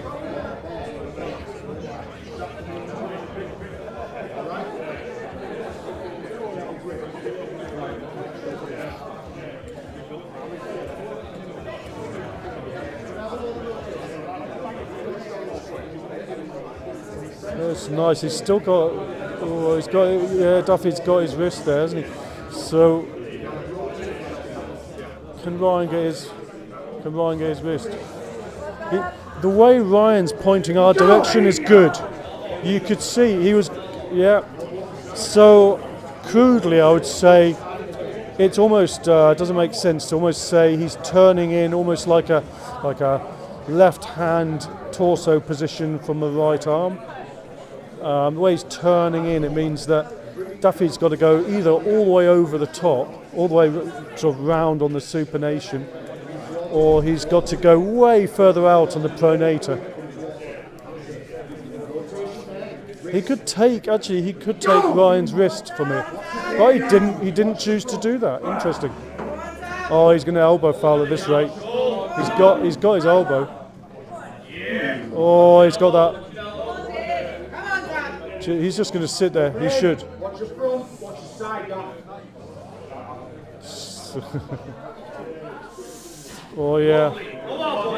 So can Ryan bring him up? Oh, okay. It would be that really worked, but it would be nice. Selfishly, it would be nice to see Dafydd what his outside game's like. Good one, Daffs. Oh my god. Yeah. Who's next? That's the right one. Yeah, that's right. Oh. Why is he called Big? Someone else. Yeah, he pulled out, so Dave took me as a replacement, to be fair to the guy. Who is next? Do we know? Sorry. Is it Andy and Joey? Andy and Joey? I think it is. So Joe the Slip, Andy Crosley. So I've been calling Dan Ryan. Oh, it's all right. They'll understand. Yeah, it's not Ryan, guys. It's Dave Horner. Was my opponent. A veteran pro, very close.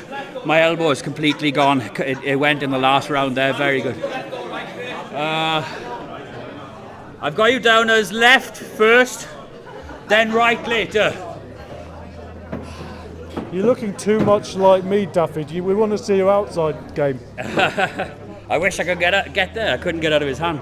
I tried the can opener at one point, but I couldn't bust his hand at all. Looks like Carol's not coming. Okay. Camille says he's not seen him here at all. Right. Nothing's happening. Okay. Shall I try and find him someone? If you now? if you can find him someone else, that'd be great. I've got Ed, Jensen, and these two guys. So he's the fifth sub. So if you can find a sixth, we'll tack them all on at the end of the card. No problem at all. Because Camille's not ready for this. So. Yeah. We want some. If anyone who wants a match, they can get one. You know. We've got youth against experience here. Ryan's probably similar to mine. Yeah, oh, really? Oh, so he's all right then. Yeah. He's all right. Yeah. I mean, he's got a big hand, so if you get it, Always he'd be a bit nowhere near big. selfish on the setup Okay, there. yeah, find someone, let me know. We'll tack it on to the end of the match. Look at all that wrist, goodness. Dan, very good normally, yeah. At his weight class, he's like a world. No, he's not going to be able to start like that. Yeah, ask him, see. Yeah, I think that's probably a lot, mine. What? It's probably a big ask. Really? To go against Dan is tough. Yeah. Better than you. Oh, I'd say so. Yeah, for his size especially. Yeah. In similar lever.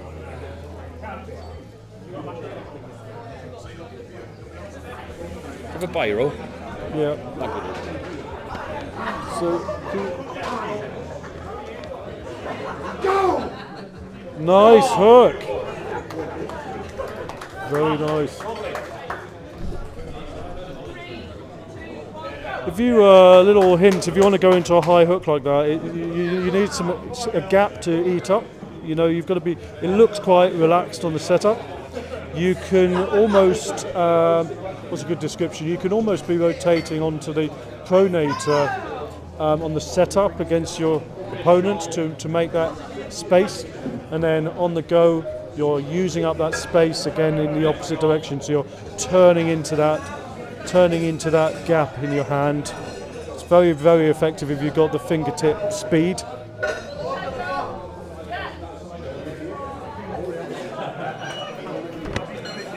Actually, I'll tell you what, there's quite a lot of contact on the lower wrist there, in all fairness.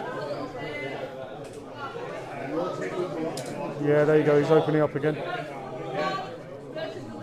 Oh, it looks very similar. Oh, okay.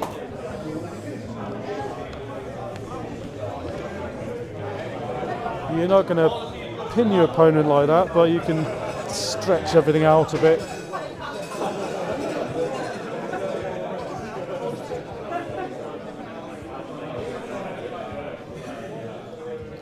Makes it a little bit uncomfortable for your opponent when he's trying to get that fingertip pressure, get that cup.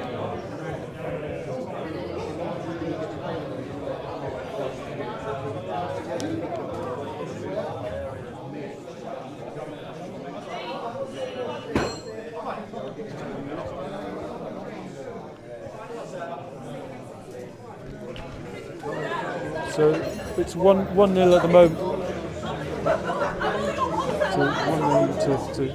To Joe. Who is next? Rob Heaven, Simon Armstrong, yeah? Rob Heaven, Simon Armstrong, warm up please. Rob Heaven, Simon Armstrong, warm up please, you're next. So Andy on the left, what club's he from? I believe it's the Damaged Garage. Oh, I'm not okay. 100%. Oh, right, No, yeah, it is the Damaged Garage with James Beach, oh, okay. Adam Barnett, all those boys.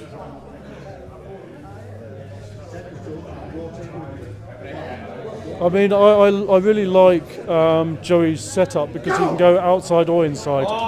Yeah. Strong, Joey. Back pressure, Andy, in the setup, dude. Let me go and help Andy in the corner. I don't think he's got anyone. Yeah. Andy's standing forwards too much. He needs to square up. So basically, there's no tension in the middle there. Well, if you're sitting on your elbow like that, standing forwards with your shoulder committed forwards, it's good for the defence if you can hook in. If you're losing on that already, I think he needs to change tack. So Joey's being very patient. He's just sitting high on him. He's square. He can hook in or do a drag and top roll if he wants. It's very, very lots of options. Or no, it's not. It's more of a high top roll, isn't it? Yeah, almost sideways.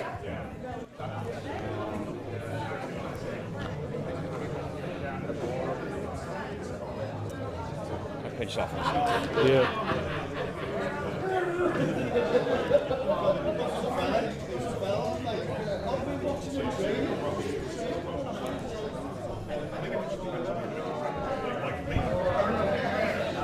Yeah, you can see how Andy's trying to look at the grip, how tight his grip is on the fingers there. That's looking quite nice, actually.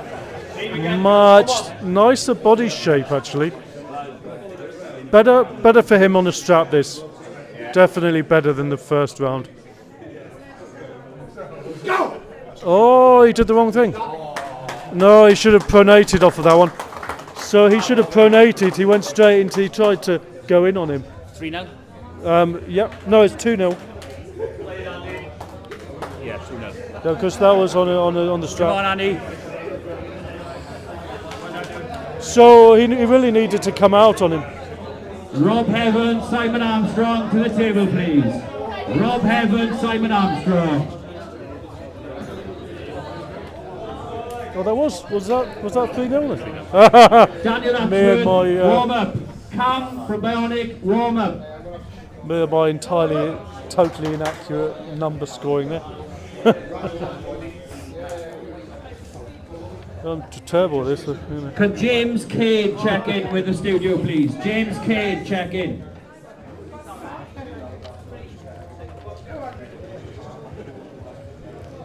All right. Got the lever over the power here. It looks a bit tough on the right, it looks a bit sedentary, although he's leaning back. There's a nice bit of post he's got there.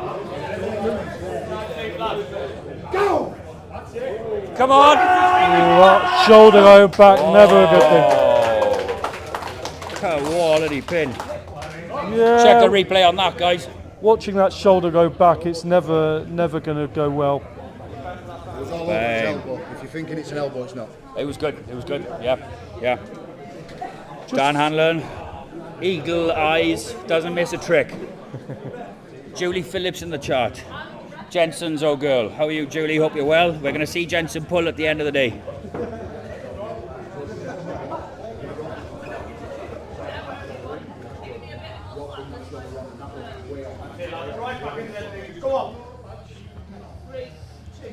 Great day for Rob Heaven today, Jerome. Yeah, he's looking The good. guy has performed well. He has, although he's got a very nice setup. Get the strap, Simon! Let go, Simon! Let go! Get that strap! He's very, very top heavy. He's really not gripping with those. He's not using his pinky at all, or gripping low down. Let's see if he can engage those small, that side of his hand a little through the strap, because that's going to really work in his favour.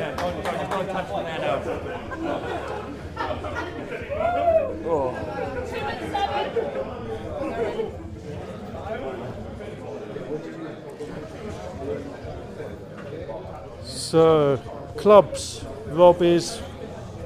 Rob Heaven, he's wearing an Arm God top, so I'm not sure where exactly he's pulling out of, but I have seen him on the Arm God stage. Any idea of Simon? Simon Armstrong has been a bit of a journeyman. He's gone through a few clubs, but he's found a great home for himself in Hinckley Hammers, and they've taken him on board, and he's made fantastic gains. Those guys are probably like my second favourite club in the country behind Shropshire Arms. They're a great bunch of guys in the pink. They're in the pink shirts if you're not sure who they are. Oh yeah. Rob's not changed his tack. He's got the same body position. Simon's completely actually he's brought his feet forwards. He's posting back. Didn't work before. Can it work this time? He's made a bit of an adjustment. Got a bit more on the pinky there, like you were saying earlier. Well, his foot position's wrong. He's got his legs wide apart. He needs to be turning. Stop, Rob. Making Rob work this time. Powerful guy. Rob typically suffers when there is a stoppage, but he's in a great position here and finds the end. No, Dan Hanlon doesn't call a stop. The match is still live. There it is. Wow. So Simon's the stronger guy, but he's got his square hips. He needs to bring his hips around. Yeah. It looks like he's loading up that double back pressure with those legs. But that's, if you do that, you've got nowhere. You then have to reposition once you get the hook. Yes. And then. James Kane. Yes. So the trouble with that is that if you secure the hook, you're then going to move your legs after the go. After the go. So it's like. What you really want to do is get your hips around so that you've got something you've got somewhere to go, basically below the table after the hit. Well, there's a few more on the end now. There's an extra 5 matches. So, well done, dude. Yeah. So, Like you are. Fantastic job. so Simon's starting with one left foot forwards, but then when he gets, you'll watch this. So when he loads up, both feet are going to go forwards, and he's going to have these square hips, which with nothing to drive off of. Ryan Barber saying it's good to see Simon at the table. Ryan is an old training partner. I'd be I think he needs to go and shout in his ear because he needs to get something to drive off with those legs. At the moment he keeps turning, he keeps going square up on his feet, which really doesn't give you any direction. Look at that, no direction. He's dropping into that pulse back same pressure. thing, that shoulder's just going to go back again. It isolates your rotation, doesn't it? So then Rob is getting his wrist secured almost every It time. means he's not able to pull a lot of weight across the table against the other guy's arm. He's got a much better position this time. That's better. Oh, he got the turn on him. That's the best. Simon gets the pin. Very hand reliant though. My God, he's not giving 2-1? himself. It is. He's not giving himself many chances here. Julie's calling me dad in the chat. You'll be grounded if you keep that up, Julie. So that's great from Simon, but he's very reliant on his hand, isn't he? Yes, yeah. He's a super strong powerlifter type guy, and I find they're the strongest in an open arm position. It takes him a long time to develop that connection into that tight centre table control, you know? Yeah. Julie says, great job, Simon. Yeah, he's turning it round here. He's finding some kind of lane. It might not be the prettiest, but he's finding a way through Rob's hand. 2-1 to Rob. That position, it's a hook where you're really isolating that pronator, and you know he's very heavily reliant on the right hand side of his arm, to come across. But yes. I mean that's fine if it works for him. If Rob's getting gassed, it might go in his favour. It might go in Simon's favour. Right. And I think that's what he's preying on. I would like to see Simon change his foot position a bit.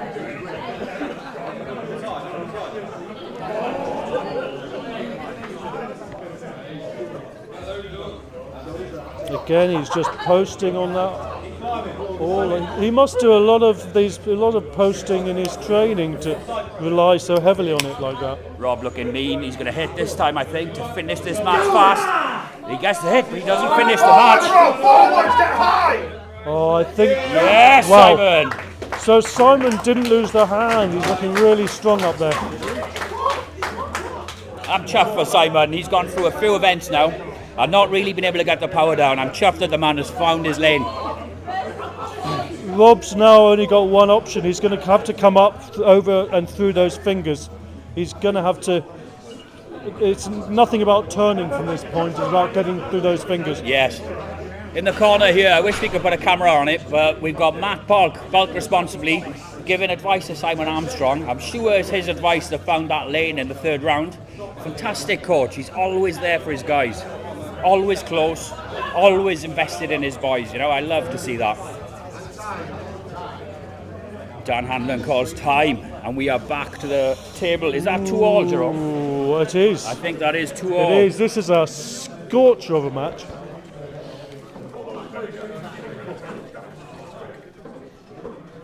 Typically 2-2, we start again out of the strap, but these guys are both happy to stay in the strap. I think that's where they both want to be. So Dan Hanlon applying the strap for this fifth and final round. I think Rob's bringing his hand a little bit too far in, elbows going quite a long way left, arms going across. I mean, if he wants to catch him in a hook, that's one thing, but I would say he's stronger on the top roll, and he needs to give his finger, he needs to give that top movement a chance. No, his elbow's too far across for this. No, Simon's got everything on this one.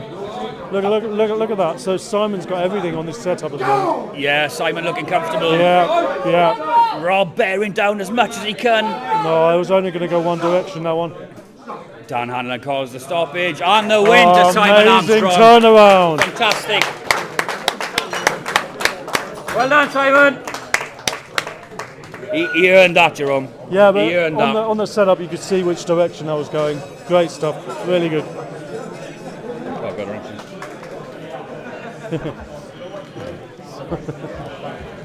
Cam from Bionick and Daniel Axworthy to the table, please.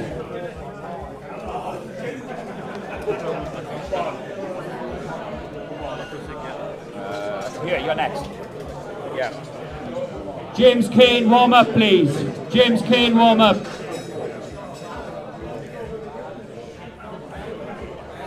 Where were we on the first one with Danny?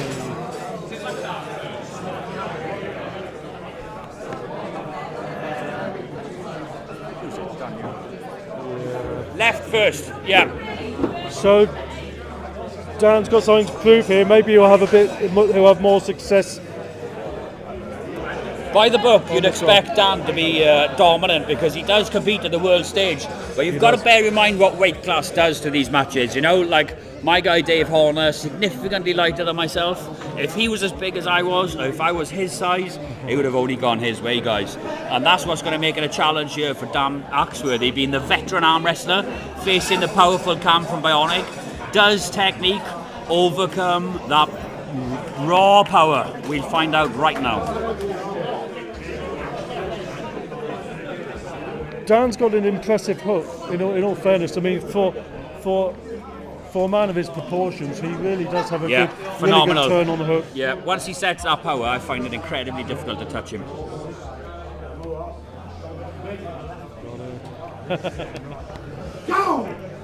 Wow, Cam straight through. Okay. Yeah, I've not seen Cam pull before, so clearly a very well connected guy. That's the thing with these big hands, you know, is if they've got a little bit of connection through the elbow, that hand power can just be put down like a throttle on a car. Yeah, I mean, the best option Danny has is to go around that hand, to turn that wrist, turn his opponent over. I mean, look, that's really only one thing his opponent's trying to do here. It can be quite frustrating on the setup if the other guy's getting a turn on you like that. Yeah. Having said that, you can see that good wrist of Danny there. He could almost press down to open up that hand of Cam. Cam again with the pin. Really good drag on that. That's a horrible one to set up against. Yeah, a bit too much to ask for Dan here. It's a good test though. Now we know where Cam is because Dan is a well-established arm wrestler. So we're going to find a good challenge for Cam in the coming events, I think. Yeah, even though Danny's got a good hook, he's very top reliant. So he tends to rely on it's a drag and top, you know. So if he's going to beat this Cam, he's going to need to use that bottom side of his hand a little bit more. He's going to have to use the pinky and the ring finger to contain him. Yeah, stop him busting through that hand and hopefully set his own hook. Something to grip, something to turn him over with. I mean, looking at this third round, Dan has tried two different things now, and you can see the disadvantage that he's against. He's against a longer arm, a bigger man, and a bigger hand. It's a lot to ask for. You can see Dan Handler knocking him down in the setup because Cam just naturally has so much hand dominance. Very difficult to pull against. Yeah, I mean, I think Dan almost needs to set his whole frame up slightly to the right just to give a taller arc for his opponent to have to beat. Yeah. You know, then he's got a chance of pulling it back. I'd say he is looking to do that. I think they've heard you again, Jerome, because that's where he's loading up here. Very cerebral puller is Dan. Yeah, almost gets the stop. Gets the stop.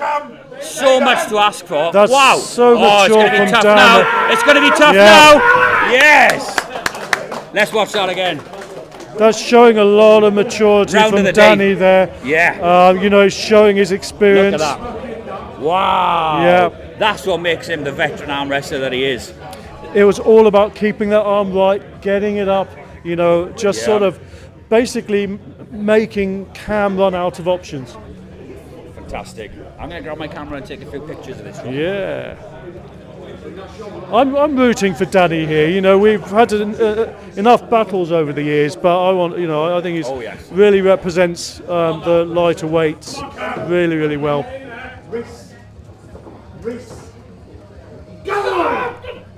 Now Danny's looking to engage his pronator through that hand. You can see him trying to get the turn on Cam. if he can keep turning Cam, keep turning, pulling back, gaining a little bit of height. There you go, can you see him turning on Cam? Just little bits, he's being very patient here. Now, of course, Cam's got nowhere to go. Wow. See, so Cam has really got nowhere to go. He couldn't turn any further on that one. That was a great match.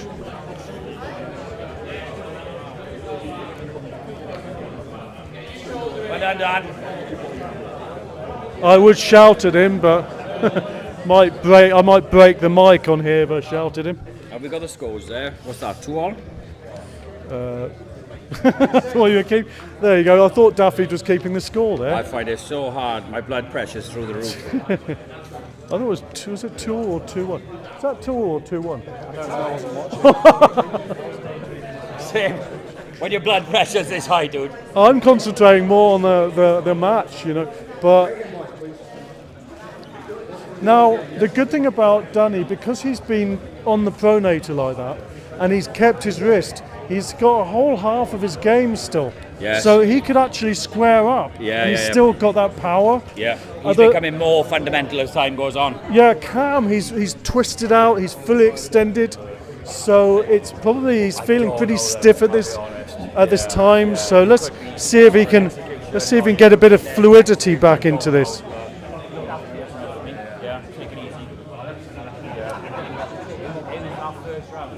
Now, Cam's going to have to.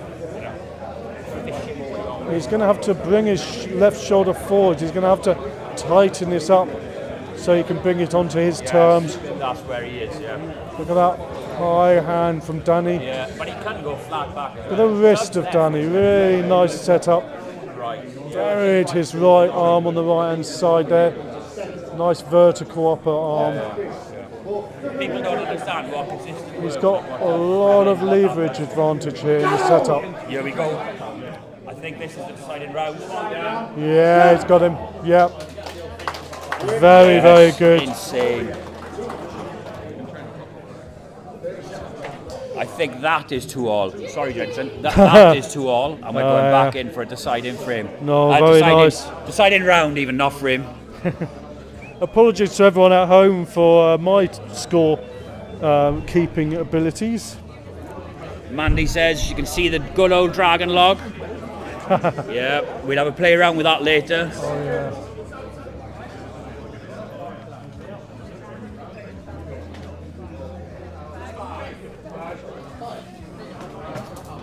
I really like competing with Dan. It's a good setup to feel against him because he's so heavy on the pronator, even when he hooks. So it's sort of it feels honest. You know, on the setup. Yeah. Yes, I know what you mean. Yeah. It doesn't feel like he's just trying to turn you carve over. in. Yeah. And I think he sets his wrist by moving his own elbow a little bit, as opposed to trying to move you out of your shoulder. What he'll do, he'll create some slack. So basically, he creates some slack in his own arm, so he can bring his hand around. Yes. It just gives him the shape. Yeah, very rather clever. than he doesn't bully his opponent.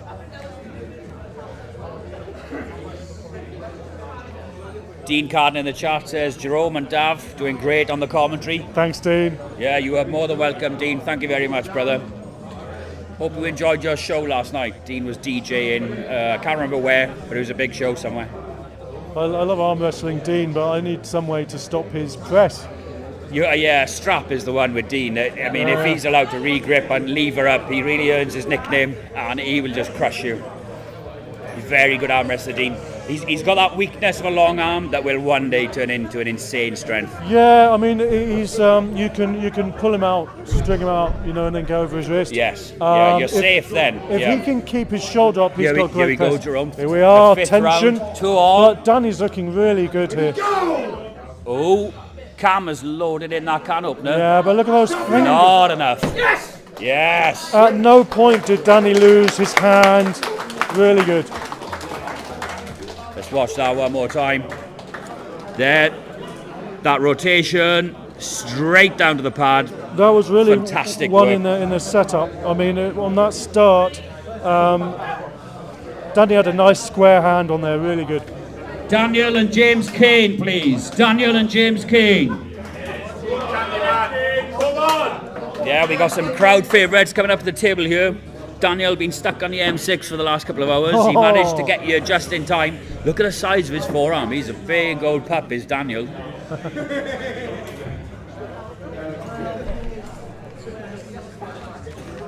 Yeah, almost as big as mine. Yeah. No one has got a forearm as proportionately big as yours. Daniel Matusik representing the Bullets. Nick Dodge is going to send them off. Oh, look at that, nice. I like the isometric lock on his forearm there. Yeah, he looked really immovable. Yeah. Be interesting to see how that translates through the strap. Yes. If I Dave Curry, Tom Ballard, warm up, please. Dave Curry, Tom Ballard. I think ideally, if you have a forearm like that, you want to keep a square hand and come through the other guy's hand, almost across the table. Yeah, that's one of those strengths I just don't have. You need to do almost, a Heck deck type of thing. Todzilla, that sort of a thing. Oh, okay, Coming yeah. I can't get that lane. I can do it against someone who's got a slightly longer arm than me, but if it's too long or too short, I just can't do it at all.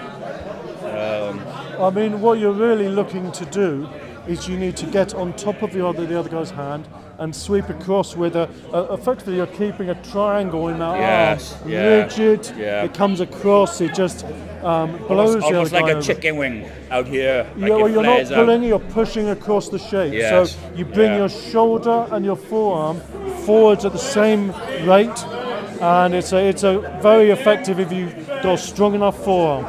Here we go, first round in the straps, I 0-0. suspect that's what he's going to be doing. He's actually, I don't like the. This looks like a one-directional setup here. Yeah, every time. Whoa. That was always going to turn over in that Matusik direction. looking deadly there. Yeah. Yeah, unfortunately, James really had. He was almost showing his knuckles to Daniel. You don't want to do that if the guy's got a forearm like that. He's going to get on top of you. So he needed to create a bit of space, base of his hand, square up a little, just make it harder for Daniel to connect.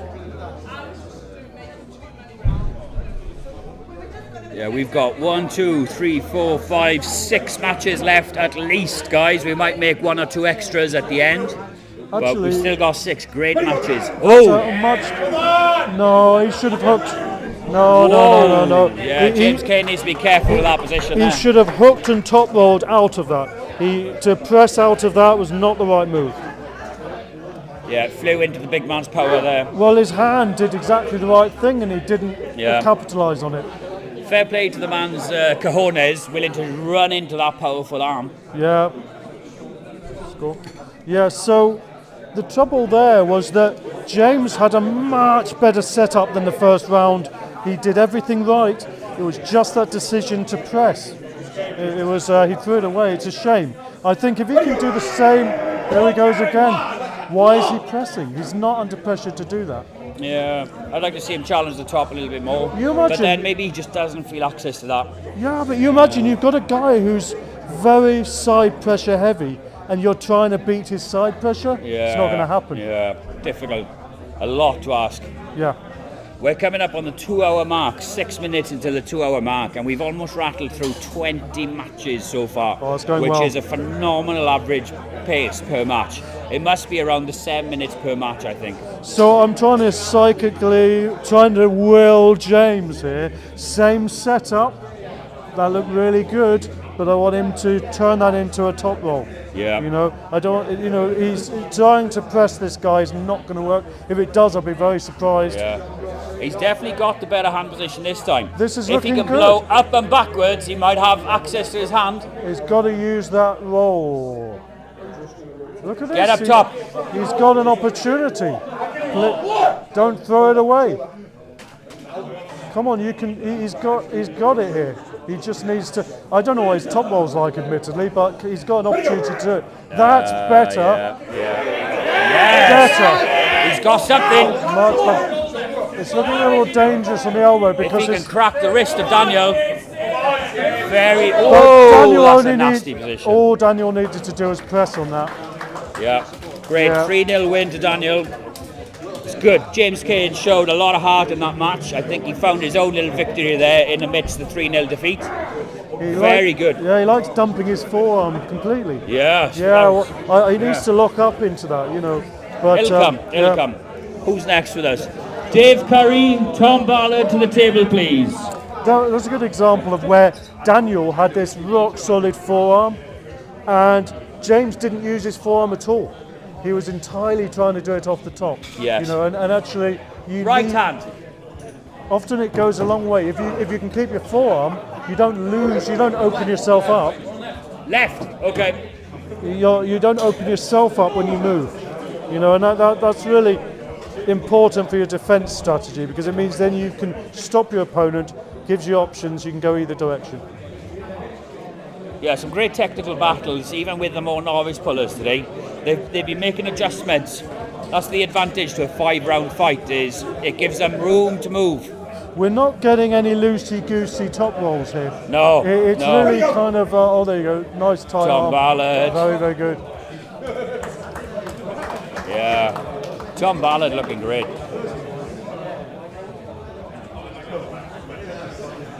Yeah, I missed the replay there, I think. Definitely a pin. Ed Dunn says, well done for the win, Dav. Thank you very much, Ed. Daniel Strong as F, says Morris. Very true. Raoul says, nice, Daniel. So we got a bit of support in the chat for Daniel. Oh, nice. The Bullets roll deep, Jerome. They are a great team. So, where are we on this one? Got 1 point to Tom. Yep. 1-0. Now, let's see if Dave can sort of make some shapes on this left. He's got a nice hand position. Neil Cass. Neil Cass and Luke, warm up, please. Neil Cass, Luke, warm up, please. It's really that hook. It's that high hook, isn't it? He can do so much with that. Yeah. It gives him so many options. That's another point if you want to jot that down. That's great. Yeah, I mean, there's a lot to be said. That you're going to have to, you know, to stop that kind of high hook, you have to turn, you have to twist into it, you know, tie him up. Yeah, and not many people train that. You know, it's Rise Cup roll, but not many people train supination. Oh, has Dave Curry found something? No. Tom Ballard with the control. Fantastic young man. Yeah. Very, very confident there. Well done, Tom. Yeah, all up the top. He didn't have to use any bicep, nothing. It's entirely hand control there. Neil Cass and Luke to the table, please. This is the second time Neil and Luke have faced each other. This is the left arm. They've already faced right.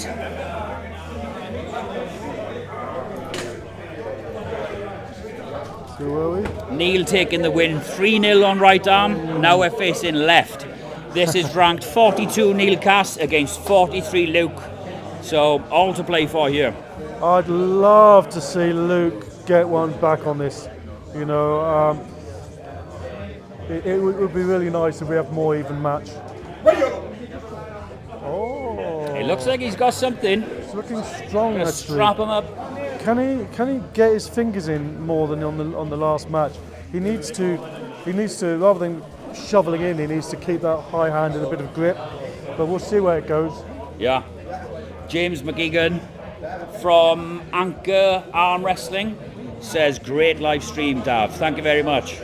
I'm excited to get you in the Super League, my friend. And your thank coach, you. Scott Berkey's.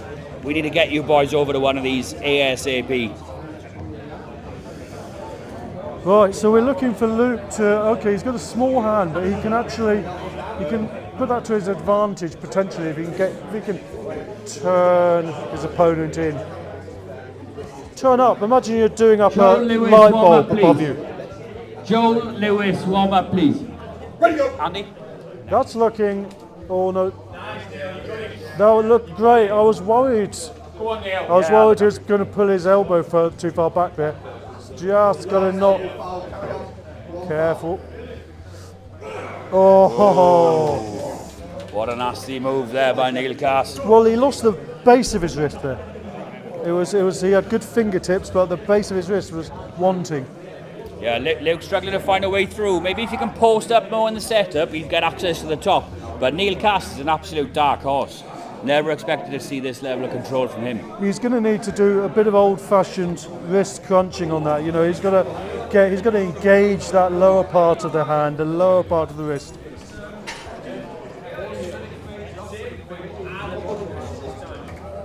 I get the impression he can do it. You know, it's just not connecting yet. He's not fading. He's keeping very tight. So if you lose your wrist when you're that tight, it's just gone. But if you can fade, if you can catch your opponent, you've got that wrist, you can pull it back in again. Yeah, it's a tough ask for Luke. Well, Normally a very diverse arm wrestler. He needs to catch him. He needs to absorb that hit. Yeah, maybe that's what he's doing. He's trying to push across. Maybe he's trying to give himself that space. But when he does that, Neil is taking the back pressure. He's taking the centre line of the table. Don't do it on the hand position there. You stand back and you do it off the toe. Get that rest grip if you're not happy, Luke. Oh yeah, okay. He's trying to pronate into it. That's okay. So that rotation, it's not really pronation. It's a 90-degree turn out of his hand to keep on top of his opponent. A lot better by Luke if he can hold on to that. Yeah, keep it engaged. Come on, Luke. 12 o'clock. 12 o'clock. That should protect his cup. He's losing a little. No, much better, Luke. He's losing his wrist very easily, isn't he? He's got to get the wrist. That's better. Oh wow. That's some power on show from Neil Cass. He just didn't have the bicep. Yeah. That's something that is very accessible for training. So best way to do that is literally just hook up on your opponent in training on your losing side and get out of jail. Basically, you need to practice getting out of jail using your pronator through a hook position. Yeah, lessons these guys are definitely going to pick up today. Some really keen battles. A higher standard than what I'm used to seeing at these events, I'll be honest. Yeah, it's all very safe as well, which is very good. Yeah, one or two sus positions, but not many. Feel really good about today's events. Fantastic matches. We've got, 5 left to get through? 1, 2, 3, 4 at least left to get through. Maybe an extra one. So, yeah, not long. And then we're going to pan over to some grip sports, guys. We're going to see the Dragon Log in action, the hub plates in action. We're going to check out the Gods of Grip stand. All that good stuff. Gripfest is the place to be. We had one guy even trying a King's move earlier on in the day. Didn't use his thumb at all, so that was never going to work. It looked good for about 3 seconds. Yeah. You can see the Bionick strength table there, red and black. Super cool branding in the great. Bionick strength HQ. Nice table. Yeah, fantastically thankful that they've hosted today's event. Here we go. Luke has got something different. If he can just get his cup secure. He's gone moved too far over. He needs to go more. He needs to fade up and get his wrist back. You can see he's losing his wrist. He's losing his wrist. Careful, Luke. No, he's lost it. Careful, Luke. Watch after yourself, dude. Look after yourself. You're going to have to follow him down now. Yes, good. So, the mistake he made, he came across, and as soon as he lost his wrist, he needed to bring his arm up, gain that wrist again. And then he would have had something to attack on. Yeah, one of those extended positions that you got to see it quite a few times until you get comfortable there. Yeah. 3-0 win for Neil Cass there. Luke managed to keep himself safe. Very good stuff. Let me call out the next guys, Jerome. Yep. Joe Lewis from Liverpool Arm Wrestling to face Andy Crosley from the Damaged Garage.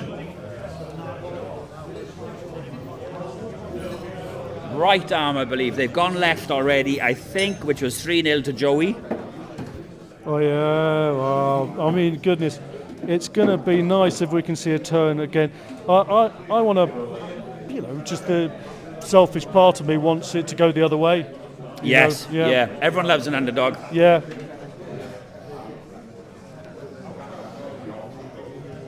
James Kane and Daniel, warm up please. James Kane, Daniel, warm up.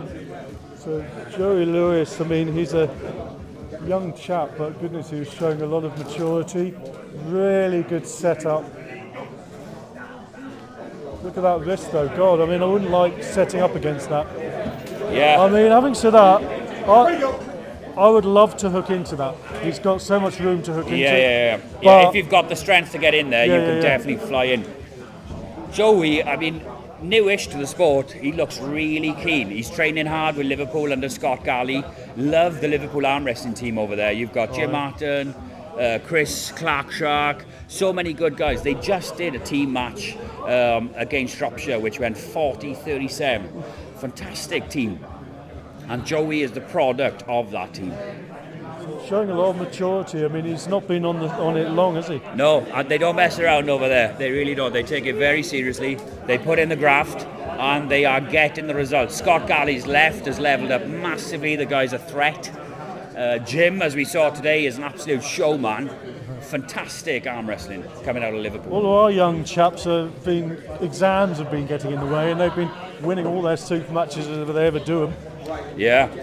It's amazing the talent coming through in the UK now. I'm convinced in 3, 6, 9 years, this is going to be the place to be in the world of arm wrestling. And we're off. Andy tries to find the inside. No such luck against Joey. Sorry, Joel. Well, I mean, how you can find the inside without any wrist, I mean, goodness. Is that 2-0? 2-0. Going into a third. Make him reach for you, Andy. Make him reach your side. Make him reach. Yeah. Andy far too willing to reach over to his opponent's side of the table and start there. I mean, very difficult to do. There's no harm in reaching over if you can gain a wrist. Keep the tension. If you gain your wrist, you've got to pull. You've got to effectively. Everything's got to be together. You know, it's got to be tight. You're creating shape in one part of your arm whilst tightening up the other, you know. Yes. Andy looking a lot more pronation, more shoulder. Negative wrist. This is not looking good. So Andy really needs to he's getting turned over here. Yeah, he wants to set up to his right hand side. No. Joel with just about everything. He's trying to do it all on the press. I mean, it's possible, but very unlikely. Good. Patience. I mean, the angle. Get into that hook, Joel. Turn into the hook, Joel. Work for the hook. Oh, he ends up eliminating Andy through the top rope for the third time. I mean, he could have hooked. He could have hooked and kept the tension. Yeah, I would have liked to have seen him work the hook, just because the hook would have been a safer place for that match to end. Yeah. But I don't think Joel had that access, which just goes to show how powerful Andy's centre pressure is if he can just keep his hand. Yeah, I mean, I think Joel had enough of a post to stop anything that was going to be hooked in over it. Yeah. You know, he really needed the way. I know it's counterintuitive, but you really want to tightly move to the right when you're in that situation. Yeah.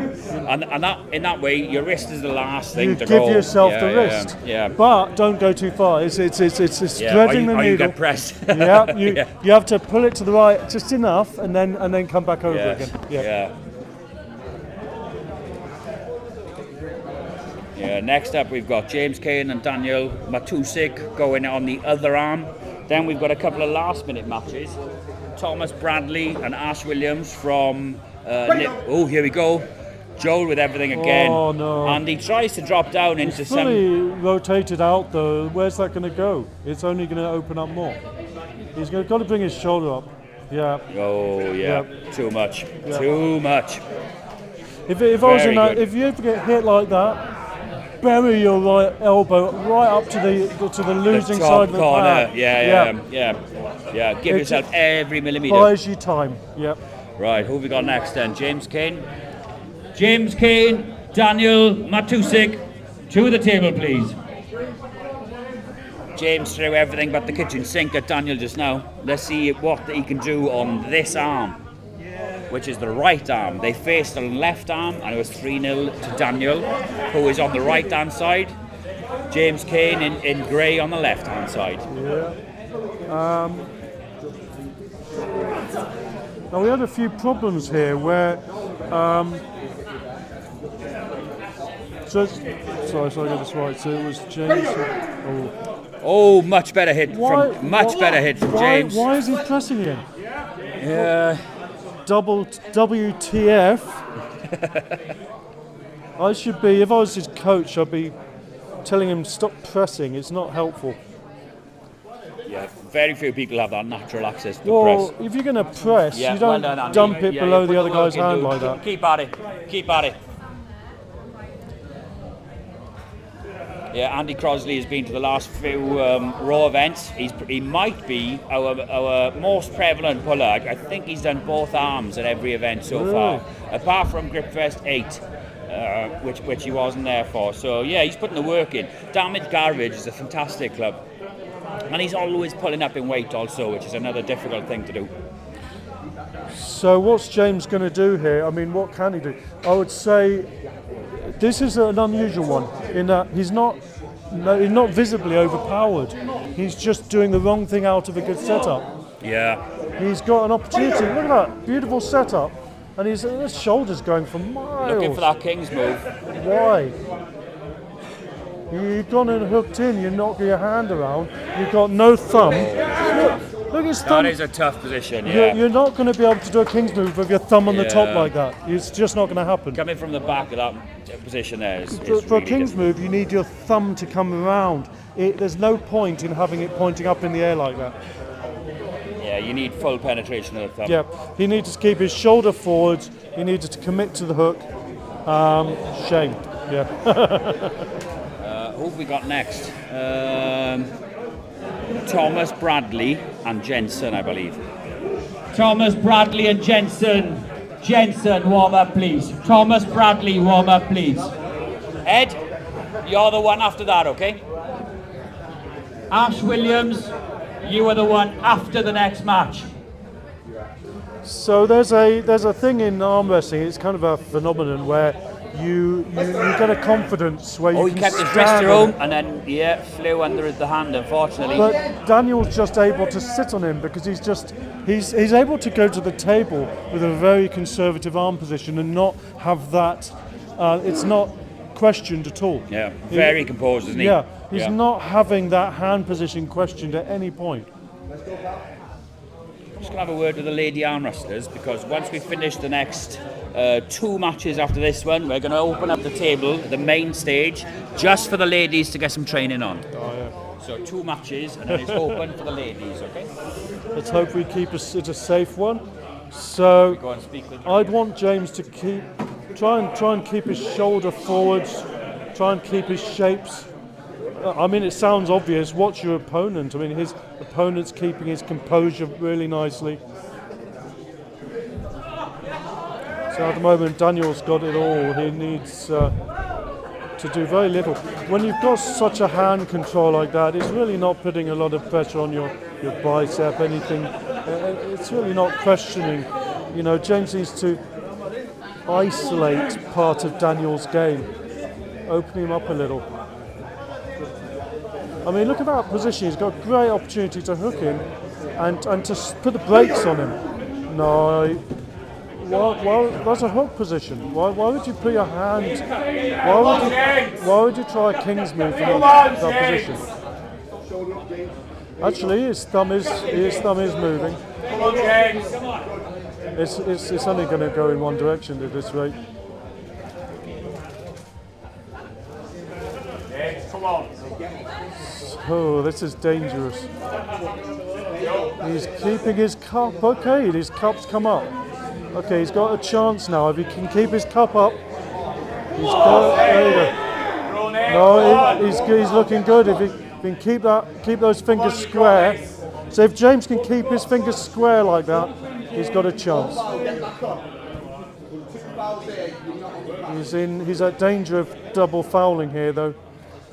He's going to need to come up at some point. I mean, Daniel's still got all of his hands, so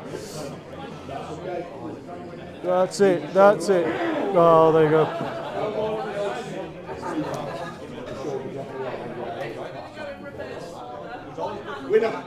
Okay, I thought it was both fouls at the same time, but I respect the ref's decision there. How are we getting on there, Jerome? So you got another one on the board. Daniel, yeah. So that's 2-0, yeah? Yeah, but James, he went into that King's move from a hook position. Initially, it looked like he was going to collapse, but he managed to bring his hand up. So he squared up. But I mean, he squared up, but he didn't put enough pressure on Daniel's wrist. So Right. Daniel didn't lose his wrist. Yeah, he couldn't find his way back in. Yeah. You right, dude? How's it going, man? The thing that's showing in this, it's not just technique. Okay, James is diving back. I know he shouldn't, and he's either all out or all in. You want to go a middle game if you can. But the main thing appears to be Daniel's stamina. So Daniel is keeping his composure, and he's keeping quite cool about it, and he's not losing his shapes. He's keeping it quite conservative, and it's a really good-looking game he's playing. Right, yeah. Cheers, dude. If you look at their wrist positions, it's wrist to wrist, so when you've got wrist to wrist like that on a high grip, there's only really, you'd think, one way you're going to both be going. It has to go into a hook, but if you're going to hook in, you're opening yourself up if you don't commit inside, so let's hope that James can get a pronator on that hook position and keep his shoulder up. No, he's pressing into it again. It's like he doesn't trust his own bicep. Oh. Yeah, he really doesn't like using his bicep. Yeah, there must be a disconnection in there somewhere. I reckon he's had issues with his bicep. He doesn't like connecting it. That's 3-0 to Daniel Matusik. It is indeed. Well done, Daniel. Let me Yeah, call that out the was next guys. conclusive. Next up, we have got Thomas Bradley against Jensen from Hinkley Hammers. If your opponent's got a high forearm like that, you're pressing in against the bone.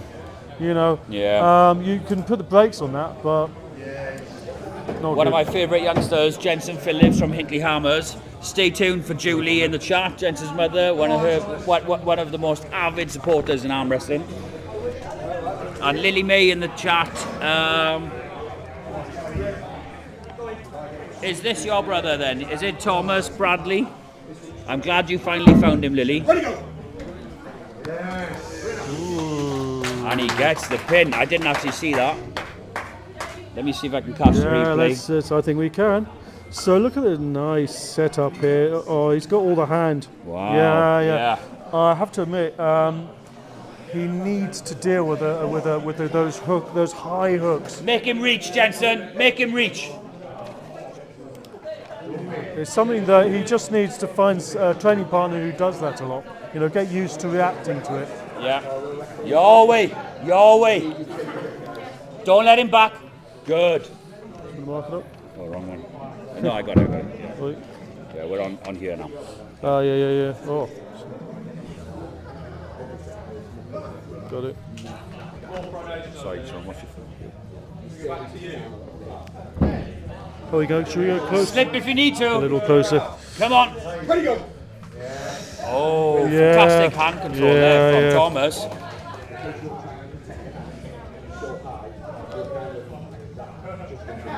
Ed Ashley Williams, warm up please. You can tell he's been training that pronator. Yeah, I've not seen Thomas Bradley on the scene yet. 110 kilo, super strong. Yeah. Great hand, forearm, bicep, all looking well connected. I think we're going to see a bit scary, more from yeah. this guy. Yeah, he does, doesn't he? He looks, When a dude's got stretch marks on his bicep and shoulder, you know he's a serious cat to play with. You can see he's been working in the gym a lot, Is this your boy? Yeah. We've got our own guy. We've got Oliver, who's actually similar age. Oliver, possibly Captain similar Hook. path. Yeah. Yeah, another one of my favourite youngsters in the game. Love Oliver Scott. Once again, I think once You've got to go first!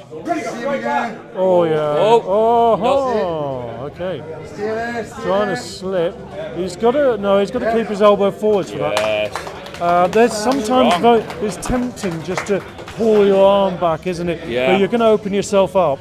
I think, I'd like to have seen Jensen warm up a bit more. Yeah, Get a good sweat on before that first round. Because his opponent has been warming up all day. The guy has come in prime. I'd like to get him to try and encourage him to keep that elbow forwards a little. Try and get him to use that Stay wrist. in the fight. Keeping the positive. Was that 3 then? Sorry, I believe it was. 3, and so we have Ed and Ash Williams, isn't it? Yeah. So we've got Ed and Ash Williams to the table, please. This is our final match of the day, although I am going to call out to see if anyone wants a last-minute bonus match at the end. So maybe we'll have more, but we're going to pan over to the grip sports and stuff. We're going to get Jerome doing challenges, but before that we're going to have a ladies practice session on the main table. We're going to have Maria Hanlon, Philippa, Carol, and maybe 1 or 2 others. Wow. That was dynamite. Did I hit replay in time? Yeah, you did. I think there was a big elbow foul here. Oh, Nick! Right. Big old elbow foul on Ed. Yeah. It came up. It was big. 0-0. Yeah, put him back in. Yeah. Well spotted there from Dafydd. It was big. Yeah, it came up. He's very soft, very loose setup. Really, quite. You can. That was better though. That was clean. Yeah, speed. If you a good little hint, if you want to be very fast off the go, you loosen up a little on your setup. Gives you that speed when you hit into it. Yeah. The only trouble is you're not carrying a lot of weight down onto that elbow, so it can go against you. Julie in the chat saying, well done, Thomas. Good match, Lily May. Oh, this looks... Jensen did great. He was just out of his sorts there. Oh no, it's only going to go one way. This is foul on Ash. Ed, great control from Ed. He's got that elbow. Yeah, but it looks very easy here. Yeah. I think this looks ominous.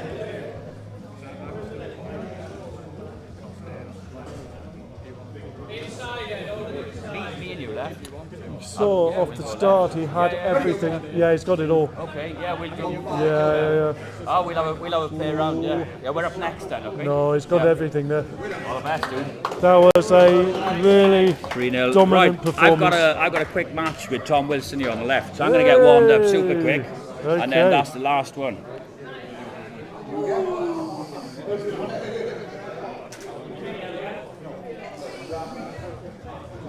Quick beard cam before the battle.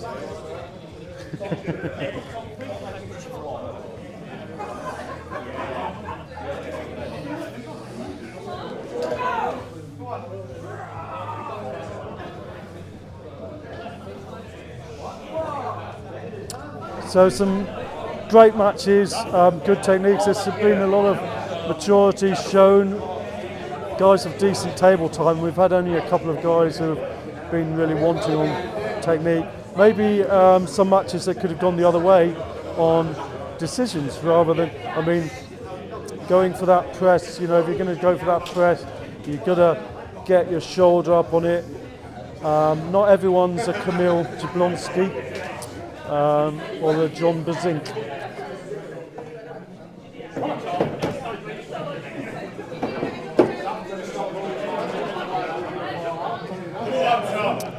All right. Now this is an interesting one. Got a bit of a height discrepancy here. Go easy on him. Yeah. big weight difference. It could actually go either way though. In all fairness, I think Tom, if he really connects, then. You know, and can use his pace advantage, then he's got it. Dafydd, if he gets dug in, and if he can keep his side, then it can go very much in his direction. Very square foot position. So Dafydd's got a very defensive position. Very defensive. Yeah, that could only really go one way on that one. Dafydd was turned fully onto that hook of his, So when you turn onto that hook, it's really a defence only, in that you're hoping to catch your opponent. I would ask him to square up a little more. Dafydd, square up a bit. You're turning too much onto your shovel. Hope that wasn't too loud, everyone. That's looking a little better. He needs to not turn onto it too much. He's got to square up. Makes it a little harder. Can you see that it's tightening up his opponent a little? Makes it a little harder. Oh, that was good. That showed some major wrist strength. So Dafydd, on the post, he got the wrist. Your post would have stopped it. Tiny bit. So what happened was his opponent, all he did was move. He just literally, best description. So he moved his hand down. You really need to keep that post tension to stop that from your opponent.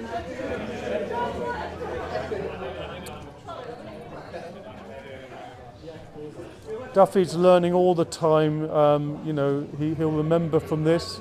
He always remembers lessons learnt on any loss.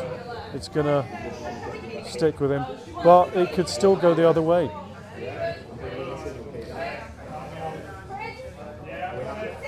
It's just really strong wrist here on his opponent. Very strong. I think that Dafydd's getting bullied a little bit on this setup because of that post. He's going to have to match. He's going to have to match his post, really. Yeah, that's better. Don't loosen up. Just sit on your post. He's going to have to sit on his post. Don't drag too much. That's looking good. Keep your hand up. Looking beautiful. That's looking good. Sit on him. Looking good. That's good. You're losing your wrist. Keep on it. Keep your wrist, Dafydd. That's it. Don't move too much. That's it. He's re-gripping. He's slightly turning you. That's good. Nice. I was a little worried when he pulled his elbow back, but he managed to put the brakes on it, so that's great. It's not obvious from the video there, but if you look, a lot of that space for the hand to come over is created by the thumb coming round. And in Dafydd bringing his thumb around, he gave his hand room to come around the top.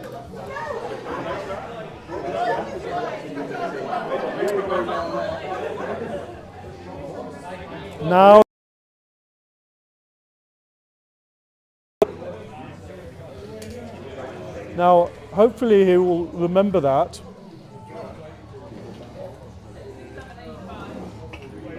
Are they choosing to go straight into straps? I think they're both a little knackered.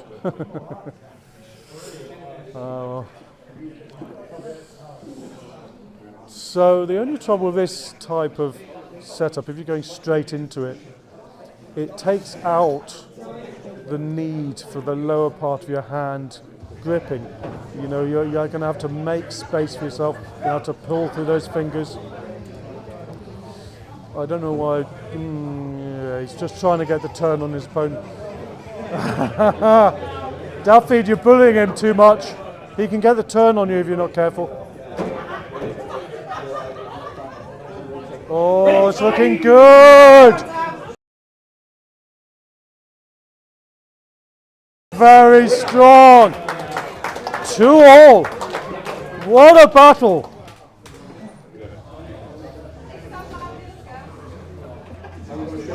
So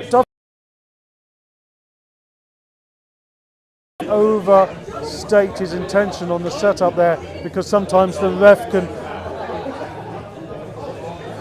correct your position too much and then you'll get starting on the back foot, so to speak. Slightly different from Dafydd. So he's taking a very high position. Look how high they are on each other's thumbs. So it's really creating some space to hook into, so that's nice. Very nice. Oh, okay. Maybe too high.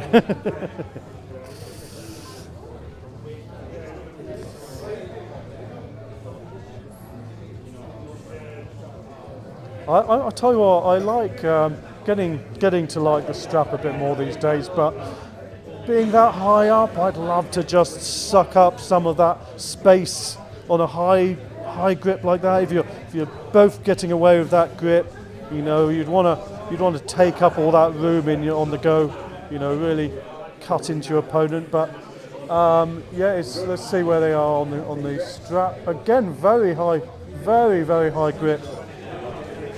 It's actually Dafydd's on the backhand. Oh, but he managed to get the turn. That's very nice. So there's really no pressure from his opponent. Basically, Dafydd could still lose this if he's not patient. No, he's turning in. This is good. I'm sounding a bit biased here because I am. Nice. Careful with the elbow. Don't pull back too much. Just got all the wrist. Good. Oh, what a win! That was a great match. That was. I think they both got a little gassed there, but that was really fun to watch.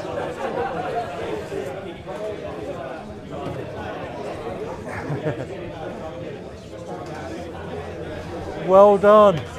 Put Mr. Postman. Yeah, man. Tell me what to do. We'll go on to our camera go on to this one for a moment.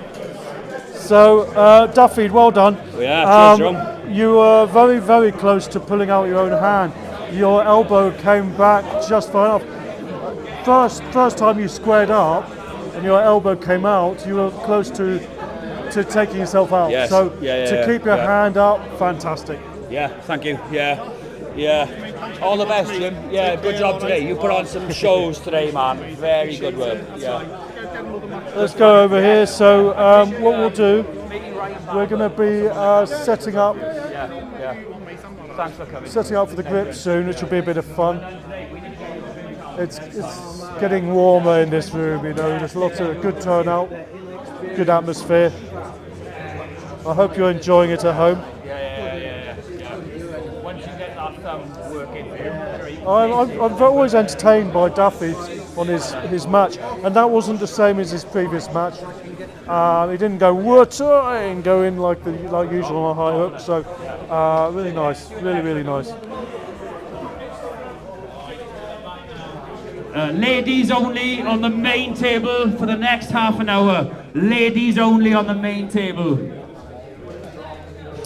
All right. That's right. Leaving me on my lonesome.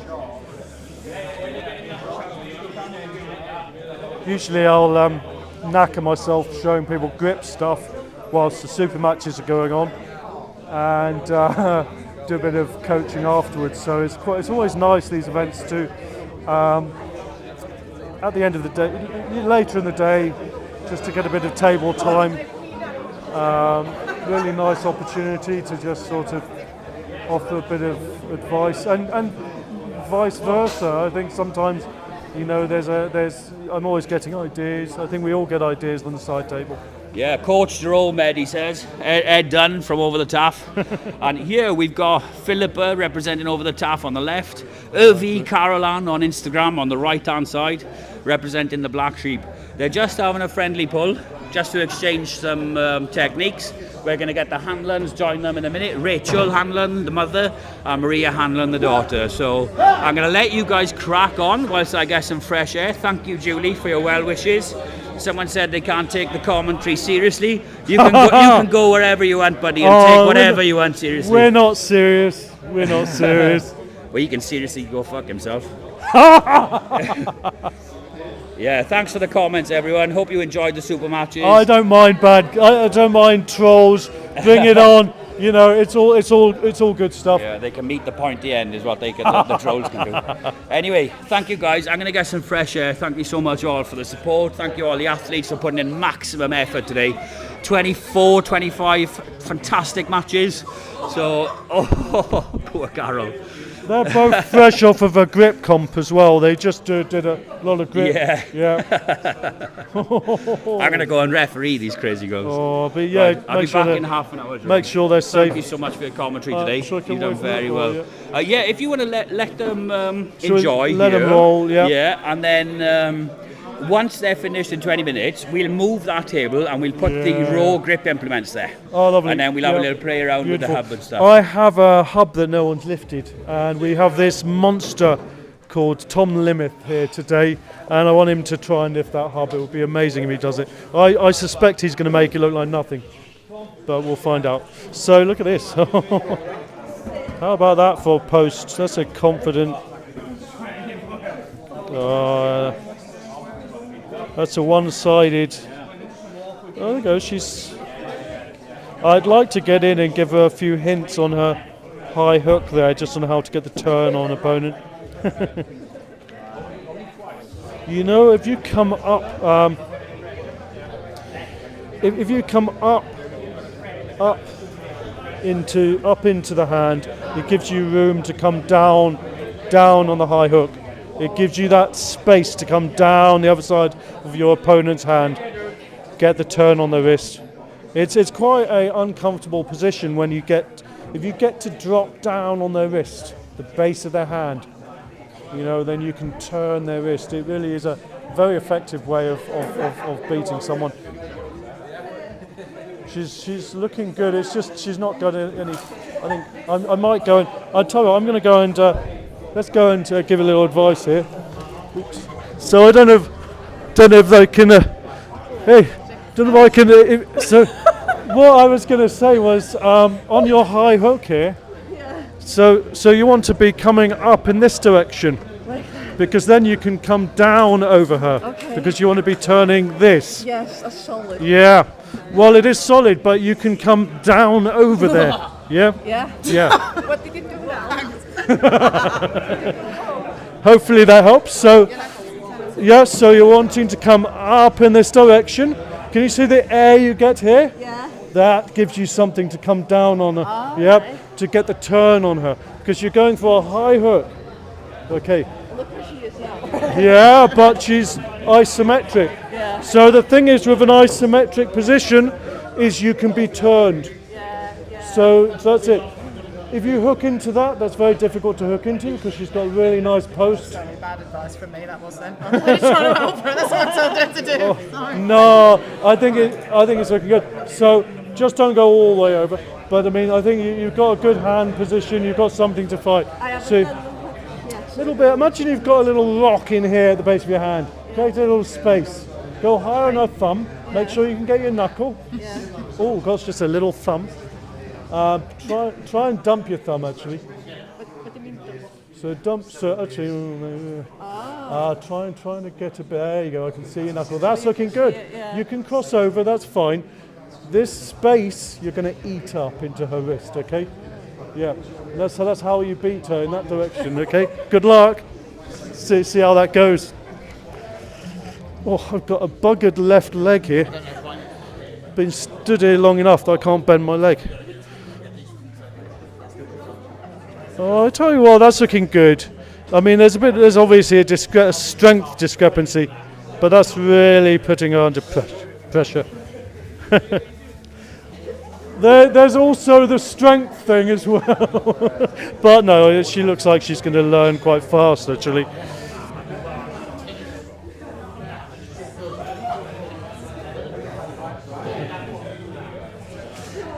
Oh, I tell you what, I've hurt my leg. I'm feeling like an old man at the moment. My leg is really, really sore.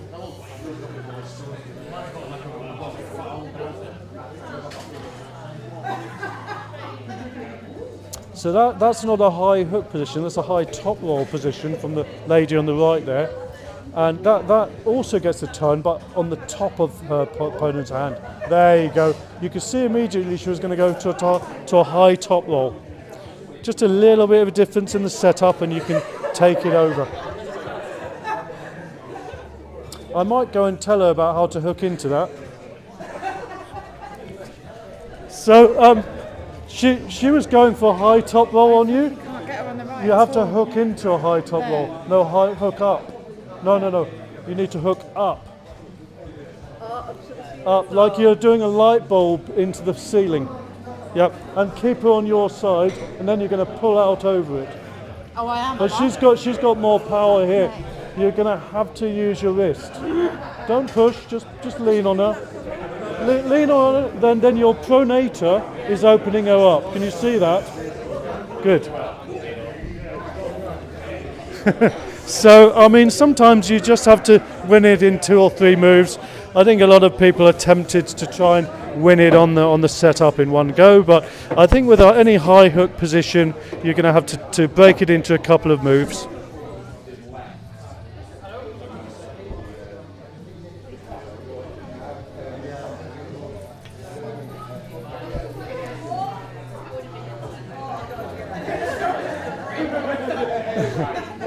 This lady's got a really good wrist. Look at the wrist. Very good, stable hand position. Hey! Wow. That's really turned, isn't it? Goodness.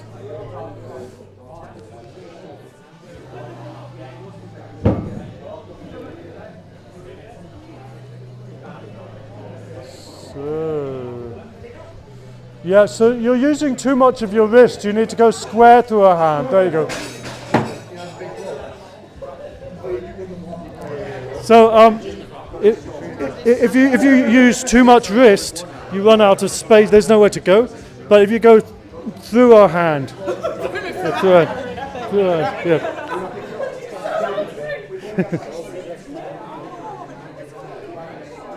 Yeah, sometimes it's very tempting just to use all your wrist.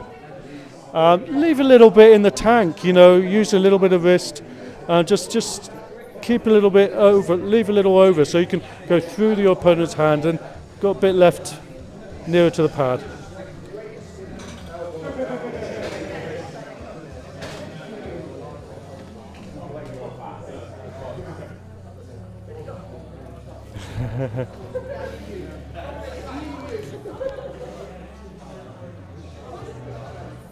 I have to admit, when I'm coaching in the Minotaurs, I like to get one guy, you know, to iron out some of his errors so he's winning, and then I'll get the other guy to come back and win how to beat that, you know. So it's nice to kind of play a bit on one, you know, one of your teammates, you know, get them to improve one element of their game, and then the onus is on you to get the other chap to be able to beat that.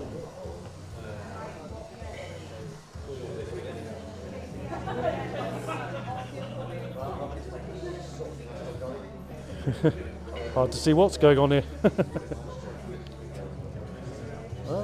She's got a nice hand position. Look at that. Yeah, able to utilise all of her hand there. That's nice. Future talent, methinks. Yeah.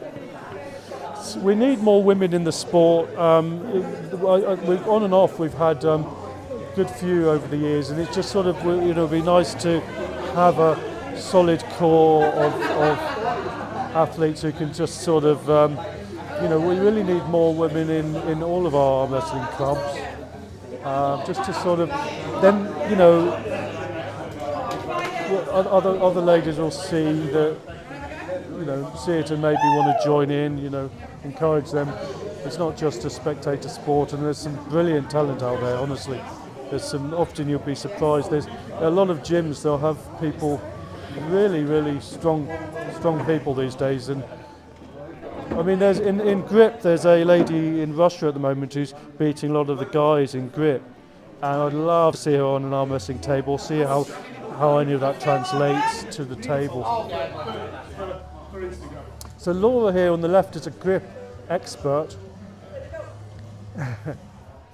Known her for quite a long time, and done many competitions with her over the years. She's ranked very highly amongst women in the grip sport.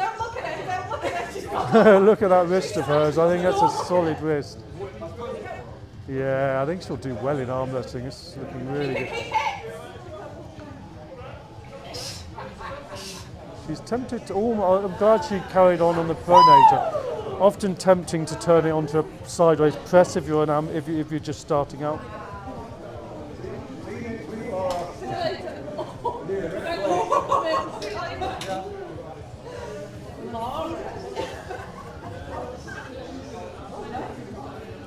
I'm just going to make sure I can bend my leg. It sounds dodgy, doesn't it, watching me? But no, I've got a problem with my leg at the moment. So basically, I've had it. If I have my leg straight for too long, it seizes up completely. I can't use it. So not ideal. You'll find out when you get to 47 years old that things don't work as well as they used to. Oh, that's good. Have you? Oh, yeah, Laura's sticking with it. Hey, patience. That's good. That's nice. Oh, Laura, bring your shoulder forwards.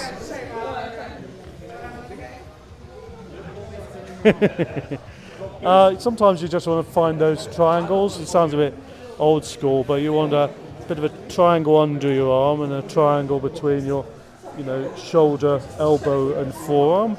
And it's that nice solid shape you want to regain, so you can then pull your opponent.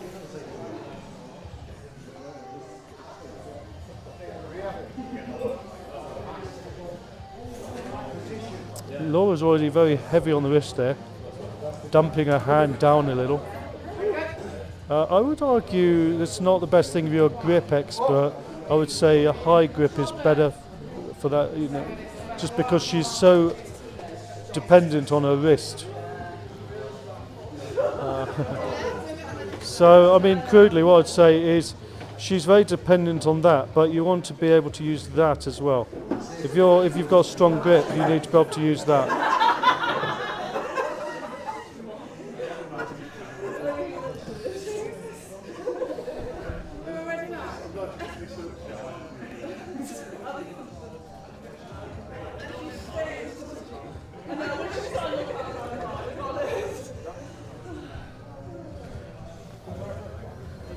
This way I'm going to need a knee replacement. Oh dear.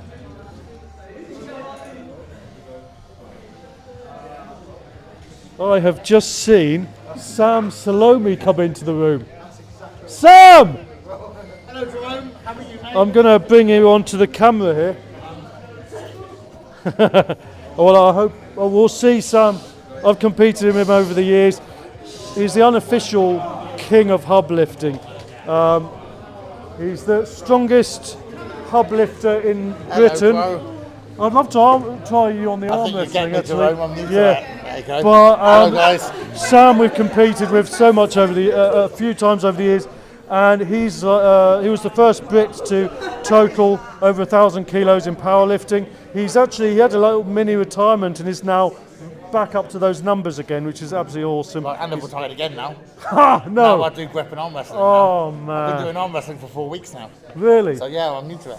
I'm not great yet, but I'm always happy as long as you'll find out quickly. Yeah. I've got crap grip at the moment because I'm arm wrestling 2 or 3 times a week. I've noticed that as well. My grip strength's down slightly. Yeah. Well, let's see what we can do. I'm doing very human weights on the grip at the moment.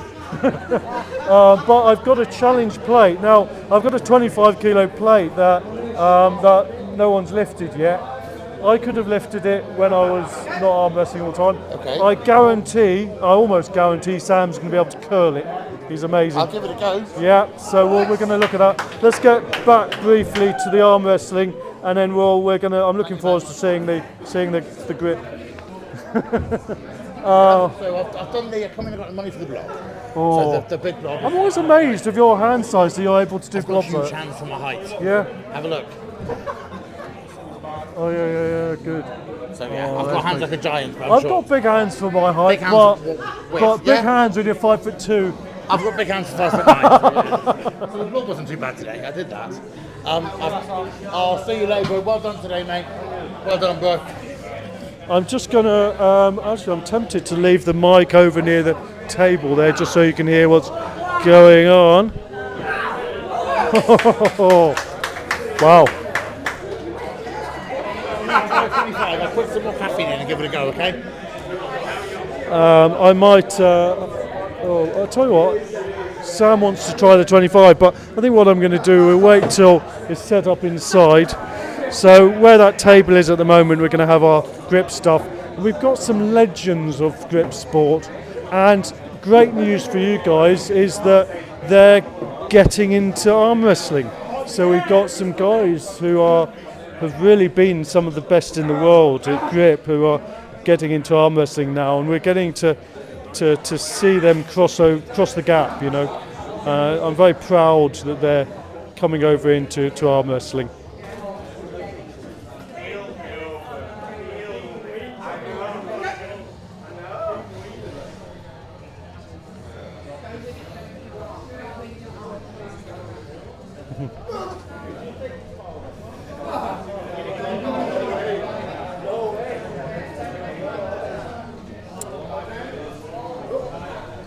Nice to give my hands a rest, doing a bit of commentary today, so I'm going to be doing a little bit of the grip stuff later, more challenging other people. I'm surprised how popular the key pinch dumbbell turned out the last few competitions. A lot of people tried it, got quite a few people managing it. It's nice and light for me, but I'm tempted to make it a little heavier, maybe for next year. Difficult to know what's going to translate for arm wrestlers. You know, all you guys, you do your training. Things that I would think are a good challenge for arm wrestlers. Sometimes, you know, arm wrestlers aren't interested because they want to keep some aspect of that grip for their arm wrestling, and a lot of them just want to do some of these more unusual grips. You know, which is a bit something different, just a bit of entertainment.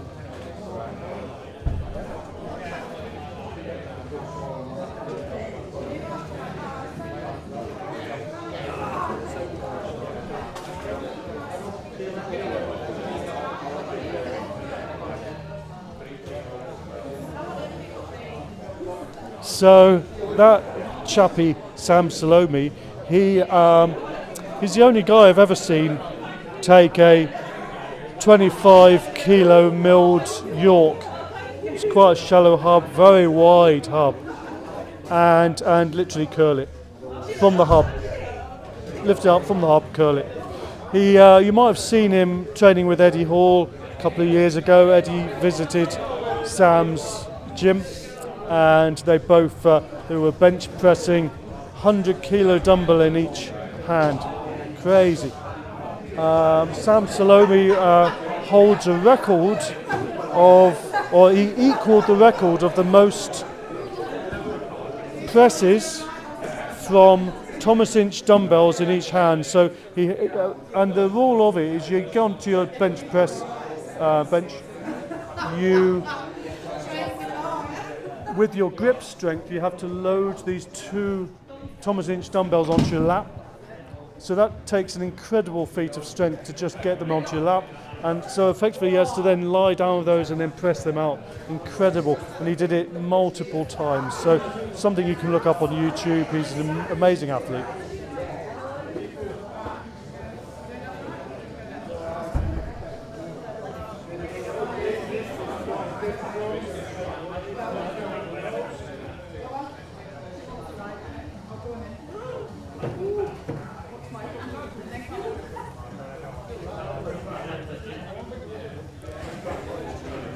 My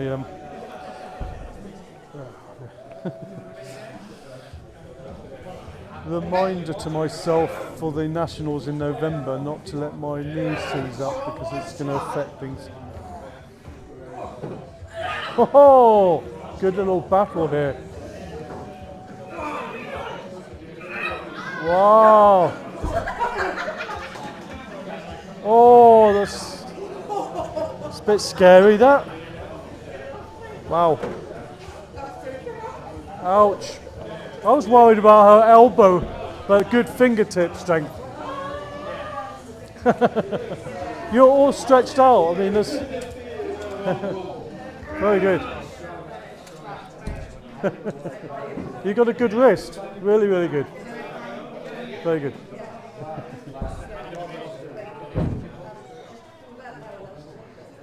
Oh, that's not. You're never going to come out from that far on the press. Yeah, can you stop pressing her if you're teaching her like that?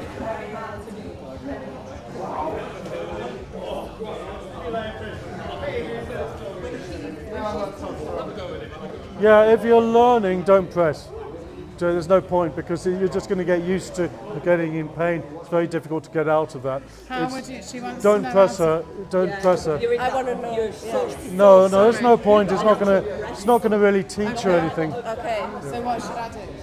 Anything but pressing. Because that's what she asked me to do. Oh. She wants to know how to get out of it. Yeah. Well, the only way you can do it is posting. Not get it there, But she had her side, Yeah. so it's actually one up here.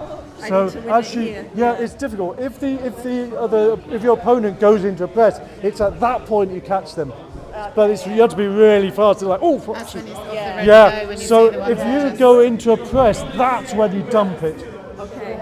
Dump your wrist up, and then you can catch her and You then mean win. as she feels me go there? Yeah. So let's just do it slow motion then. So if you felt me go there. And that's when you dump up and post, yeah. And actually you can win from that position, but you've got to be really quick. It's very easy to get caught because it's difficult to know when a person's going to suddenly go into press. I see it sometimes when they're already going, they just, and you know the person that they've done it to. Super Yeah, but you can strong. see when they come across that they're going to press sometimes. So you've got to let your hands do the thinking. Yeah. That's all right. Don't want to get used to having to just pull out of a full press position. That's pretty unhealthy.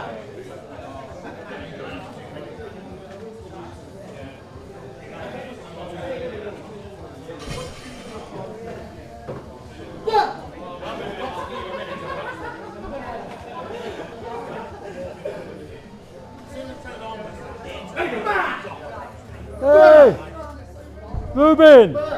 Ruben Hughes is in the house. Ruben's turned up. Yeah, an amazing grip athlete, amazing arm wrestler, and formerly big British grip champion, and also super steel bending aficionado. Stay safe. Yeah, great to see him.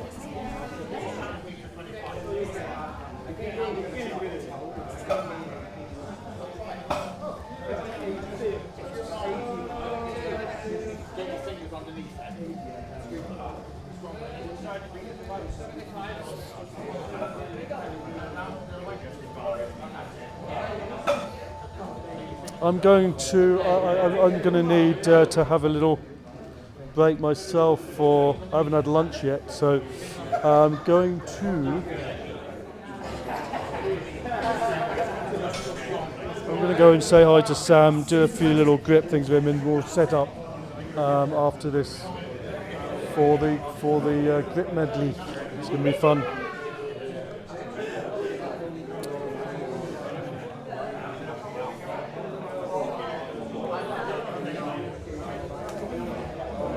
Dafydd? So Dafydd, did you want me to stop the footage for a moment? No? Okay, we'll leave it running. Keep it going. Yeah, it's got Ruben Hughes. He said hi. Ruben, good. So we're it's gonna be good. Yeah, perfect. Yeah, you can see Rachel Hanlon chalking up there.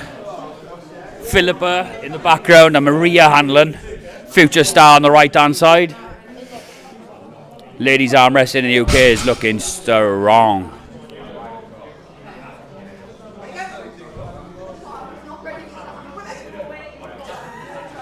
Ed calling out Pips, go Pips.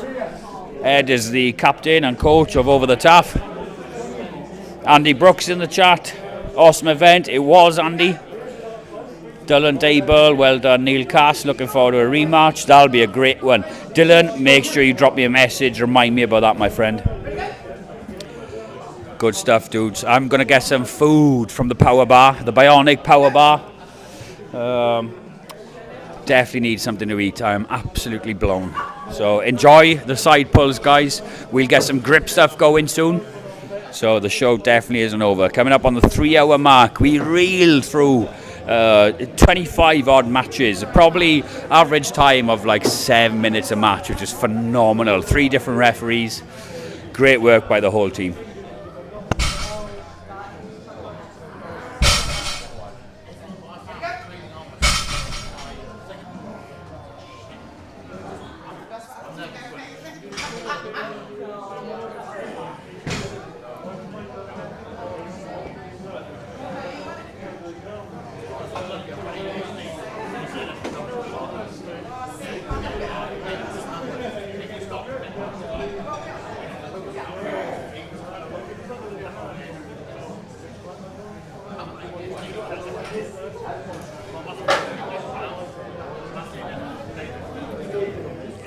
Great show, says Mandy. The beautiful Mandy Gibbons.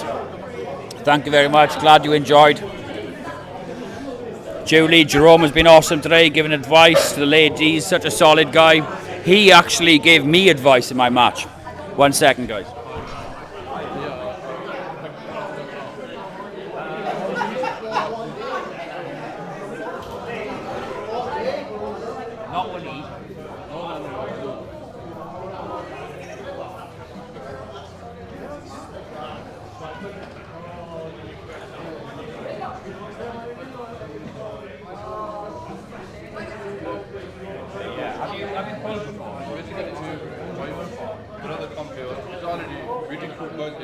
Okay, yeah. Are you happy just to inside him? Yeah. Finish the match out. Basically, you know, for this one beat, second one is the black gap. Yeah.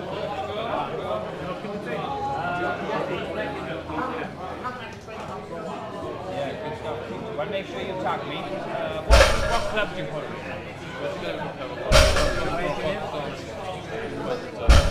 Manchester. Well, you need to start coming here. This is one of the best clubs in the country. So come back here, have a chat with Nick God, and he will tell you when they train. So if you look on Instagram, Bionick Strength HQ, you're going to keep up with them then as to when they're training, you know?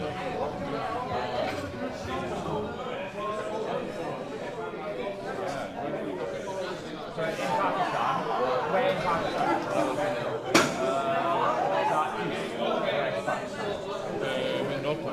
No, okay, yeah. I know a guy in Pakistan called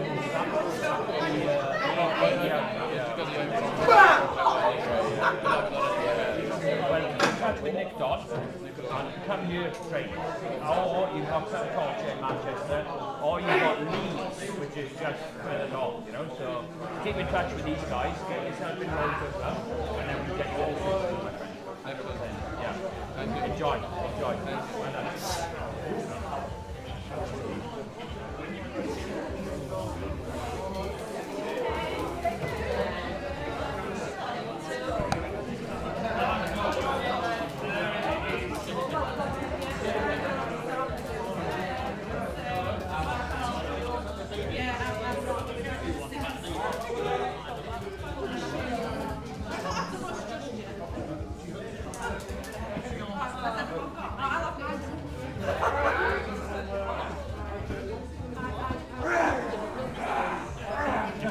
But you only get table service if you pay. That's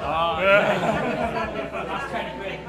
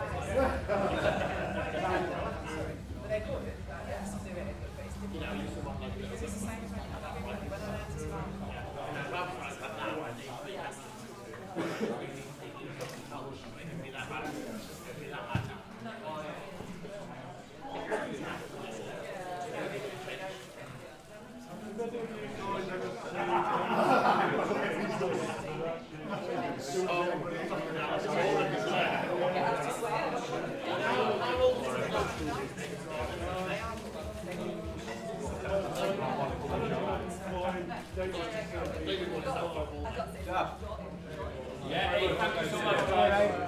Yeah, I'll do that.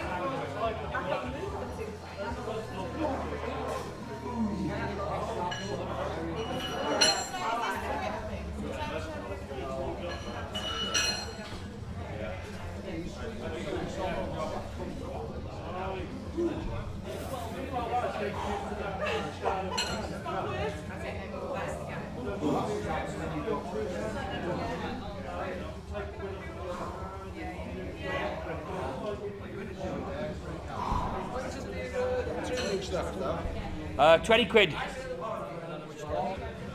20 quid. Yeah, 20.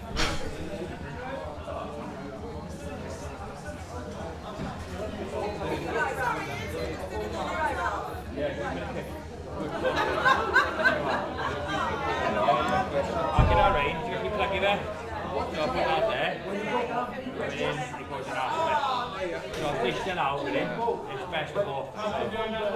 You're coming, smashing.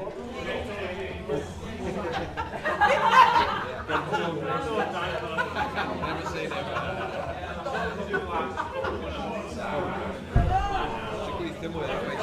Yeah, that'd be the goal, you know, they're going to now on now. Wel, dwi'n sôn eich awr dros ram, dwi'n ddim yn sy'n ei bach. So, dach chwa'n yn ôl i gym. Good. Take time. Now doing it. Game's won. May rookie now doing it. So, enjoy it.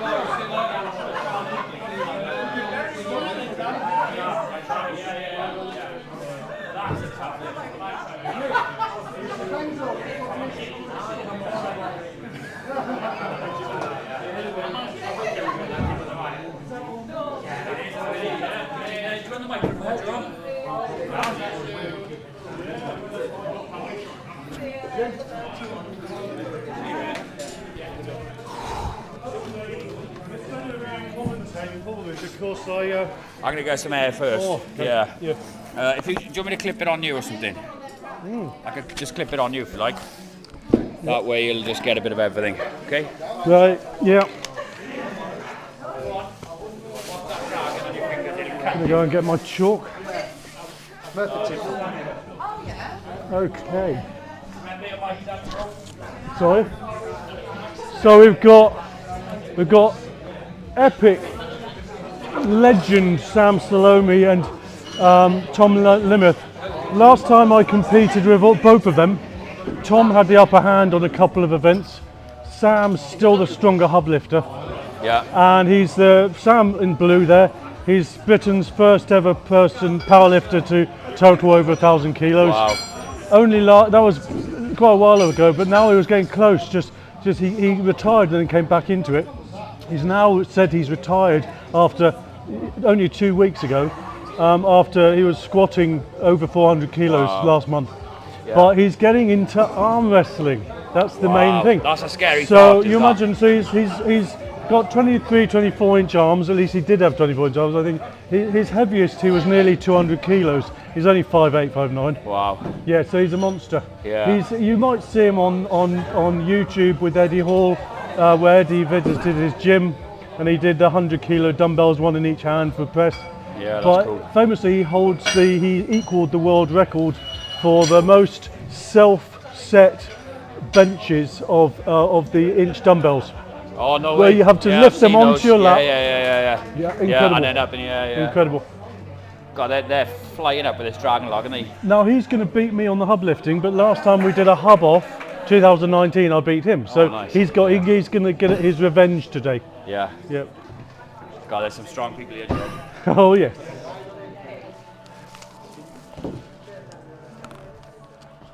Got chalk, everyone. Can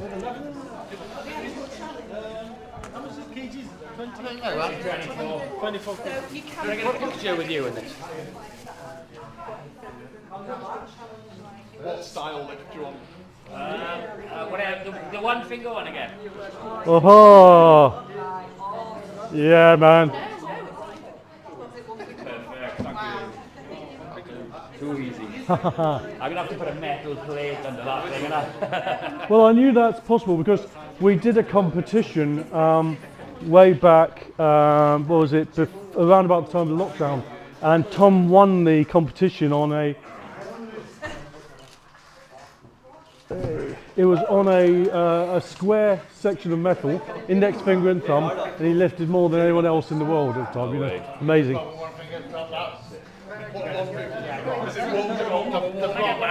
Yes, fingers than me. Get a quick picture with your over there. Me? I'll tell you what. I'm gonna see if anyone. So we're gonna try and get Sam to get this one. Yeah. Hopefully someone's gonna lift that today. Can I get a picture of you with the log? Yeah.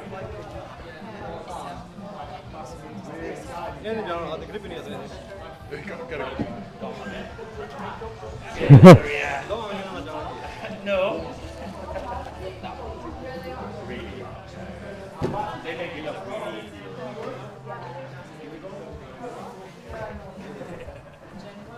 I love that. I was so lucky I got 2 of these, plus the 2 little ones, and they were only I got them for 200, which is awesome.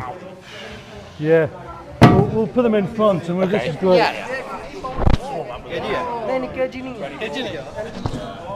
It's hefty. It's hefty. Yeah, I've watched the dragons like punky bits. Sorry? Which one's the easiest hub to lift? The easiest hub is going to be that one. Yeah. Oh, the little ones. We've got some nice little ones here. Yep. So you've got these ones. It's gone in bits now. So these ones are really nice. So we've got easiest one. Yeah. Next up, then we got that one, and then we got that's a monster. We'll see if anyone can lift that later on, but I'll be surprised.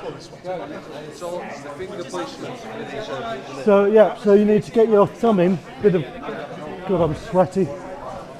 So thumb in. Like that. No. Claw grip. Yeah. Yep. Nice. Nice. Imagine in arm wrestling you're trying to train this. If you're doing it sideways, it's not going to help anyone really. So we've got the camera rolling over here. So the camera's here. So, oh yeah, cool. Nice. So, sloped hub here, then.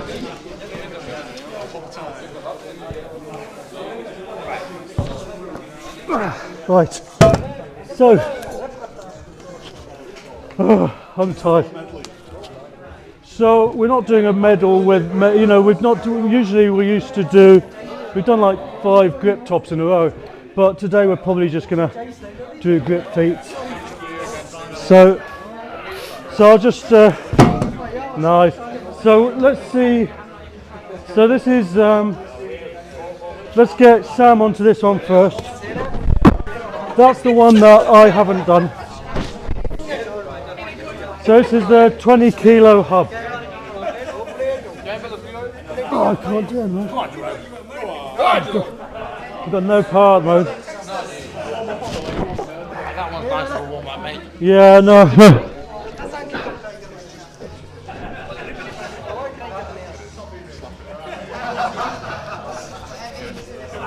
Love the flap up there, mate.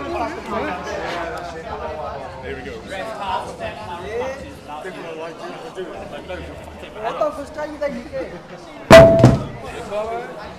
Oh, go for it.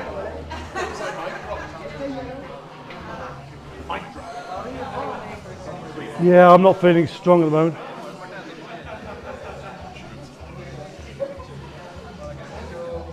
Yeah. Haha. Beautiful. I don't think I can curl it. Whoa! No, we got the big one. So Sam, no one's lifted this one.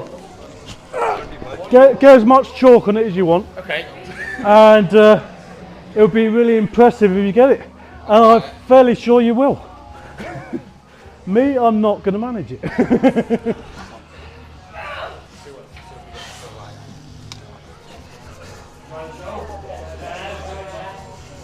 Actually, I've got a towel if you're sweaty. I've got sweaty hands.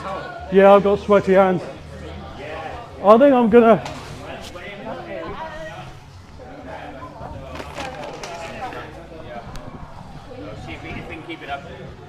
So if you've got sweaty hands... Yeah, that's covered with like 3... Is that yours? That's my one. Oh, that's yours, Yeah. sorry. So,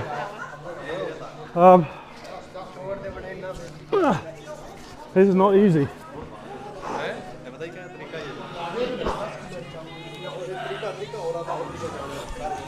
No, it's not happening today. Ooh. Yeah. Do you think it doesn't quite feel like it? Well, I think it will in a few months. I think in the winter we're gonna. Put it in a garage and let it rust. It'll come in a few months. Yeah, it's not. But I'll tell you what I will do for the guys. I'll do a blob and a curl. Oh yeah. Okay. So, I come can. on, Tommy. Oh, it's doable then. Shall I try a curl of that? I'll try a curl of this one. So this one's easier.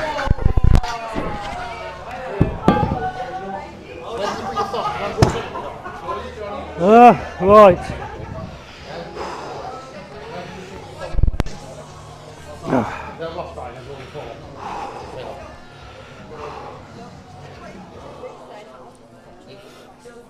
Oh no, I'm not doing it.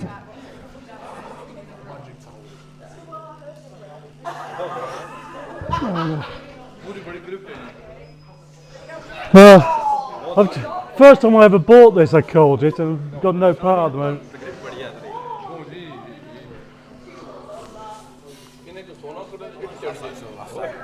Hey, nice, mate. No, but I curled it the first time I did it. Not today.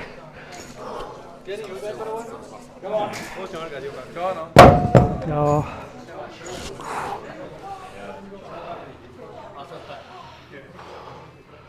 Whew.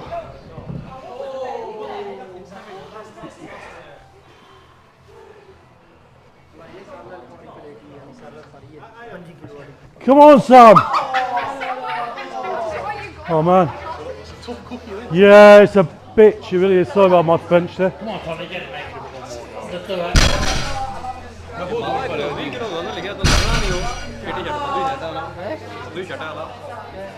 It's horrible, isn't it? I'm sweating like a pig here. That was my one good attempt.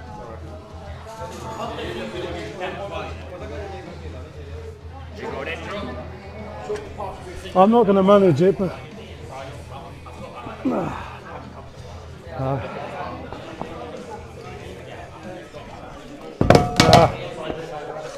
I'll wait a bit. I'll try and curl it later on. Woo!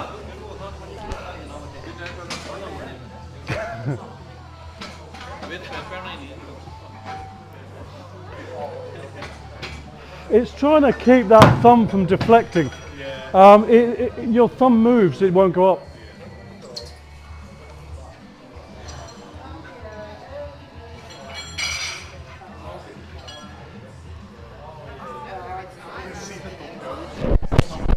We'll conquer this next time. Yeah. We'll do something. Yeah.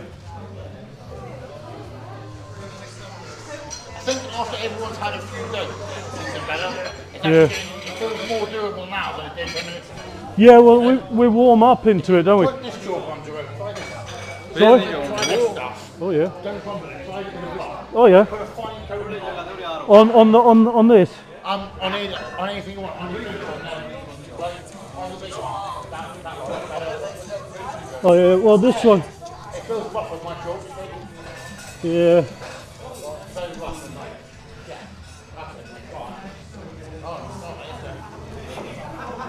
Oh, nah, shite. I've got no power today. No power. Oh.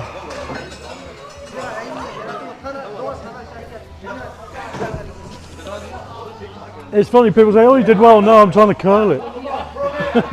Trying to curl it.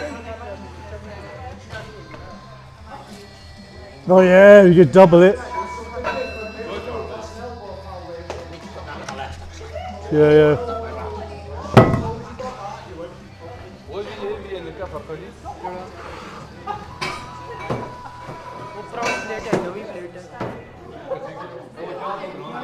Yeah! Oh yeah. See if I can.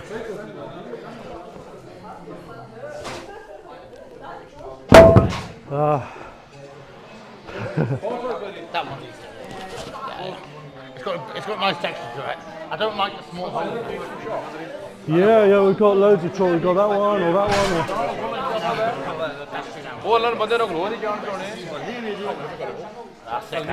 It's a bloody pain in the arse. Oh no. It just needs a lot more fingers on it. Yeah, we've got the camera is pointing at your butt at the moment, dude. If you turn around, the camera's right there.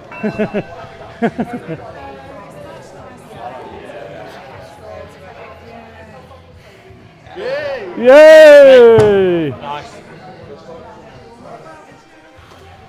It's more in the tank than one. Yeah, so you want to really be pushing your fingers towards your thumb. So your thumb has to not move is basically the moral of the story. Warm up on that one. That one feels like a decent stepping stone, you know what I mean? I'm thinking I need to relax more, you know? Yeah. I think we're getting too worked up. So if I relax onto this maybe a bit more.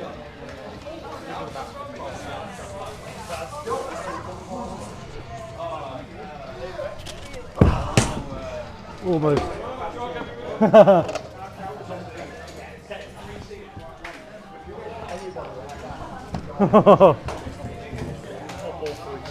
Oh.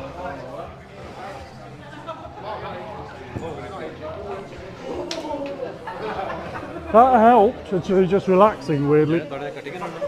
So it's just like trying to not actually make an effort, so it's all in the fingertips. This one, it's so annoying, isn't it? It's just that in-between thing, yeah. Come on, Alwin. It's like, I understand when it's wider, you can kind of I prefer the you can wider get a one. tension. Yeah, tension on that.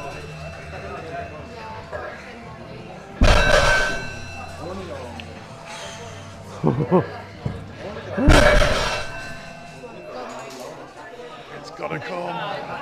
This motherfucker. Going. Farewell. Oh, no, see. See you later. Go on, Tommy. Let's go, mate. Come on, Tom! Thumb! Oh, moved.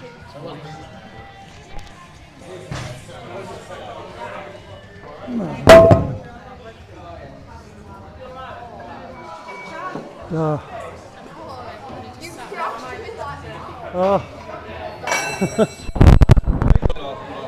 think we'll do this in the winter sometime. Yeah, it's not bad conditions today. So warm. I'm a bit annoyed. I want to get that curl, you know. It's like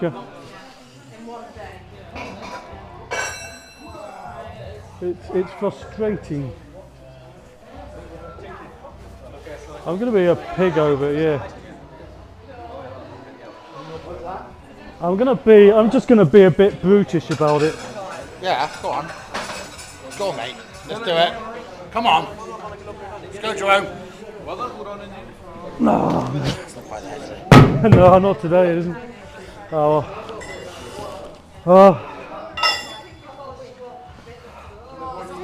Salvo I had a bicep. Oh yeah, blob. Oh, if you could get both.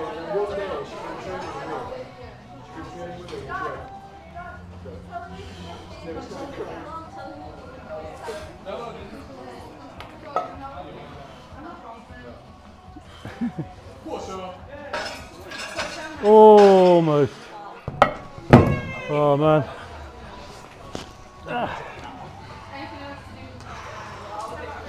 Oh, before we get knackered, we've got one thing I want to try. What's that? Right. So this is, it's called the silver dollar dumbbell, and it's the same as the half penny, but you have to curl it. Now the record on this is 22 kilos. This is only 16. So 15 or 16. So the idea is you curl it. I reckon Tom's got it. Go on, Tom, you'll have it. There's a lot of people who've managed it over these. Yeah, just curl it up. Absolutely ruined you, doesn't it? Terrible. Not a chance. I'm not going to know where that. Oh.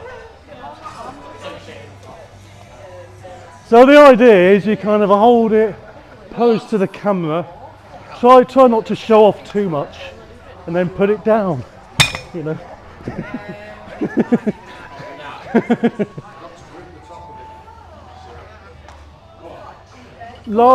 Last time we had an event, a chap did get it.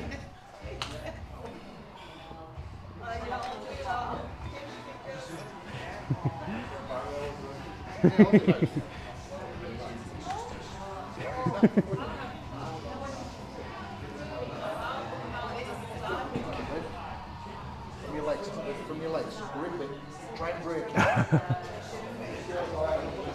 From your back.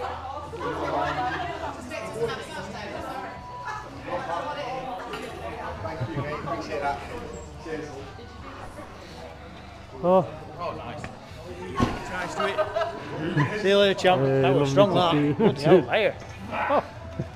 Oh, help for me. Bloody hell, fella. So what's that, 16 kilos? About 15, 16, something like that. Just, Yeah, but 22 is my best Oh, on that one. Right. So, but you have to only. Your skin will be rock hard, will it? No? Yeah, it's pretty sort of callousy. Yeah. Bit. There's going to be. Bloody hell. Yeah, it is. Bloody hell.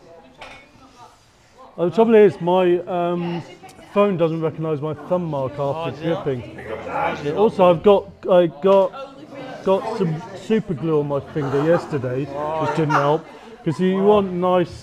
David Horn would agree. You need nice natural skin, and then you. If you get a thick callus, you have to file it down. 'Cause it's no good for grip. So I'm going to have to do some work to that if I'm going to be good. I'll grip a lot better when I'm not callousy. Right. Bloody hell. If you face the other way, you've not got your arse in the camera. If you stand that side, isn't it? Yeah. Next to you, mate.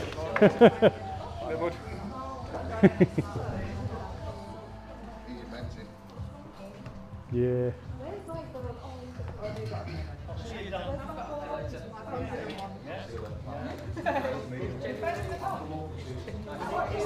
I'll get some screen grabs off the live stream. It's really good. Oh, yeah, man. Yes.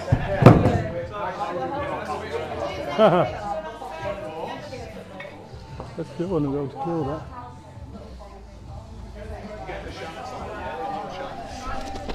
Yeah!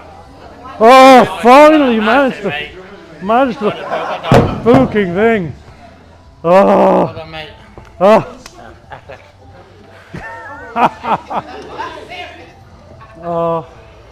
As soon as I get a sweat, I know I'm in trouble. That's it, when he starts to destroy your hands. That one's not too bad on sweat because it's not grippy. That's fair. So the clean metal is not bad if you're sweaty. If you like kind of, you know, you just sort of, you can feel your way around it. That's a hell of a pinch, that. Yeah. Yeah, but I've got the world record for keeping, so.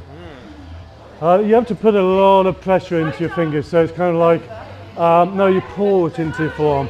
It's down here.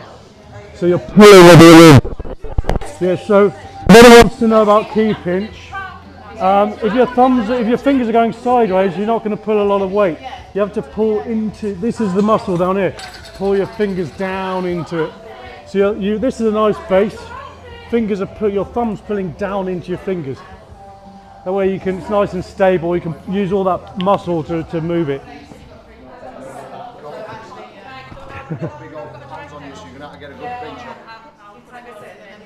Hard, yeah. That's the easiest one if you want to try this one. Oh, it's moving.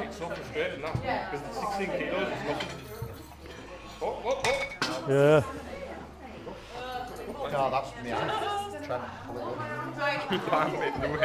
Oh, well, it's because you're doing arm wrestling as well. Yeah. It's all the wrist stuff. It extends everything. Yeah.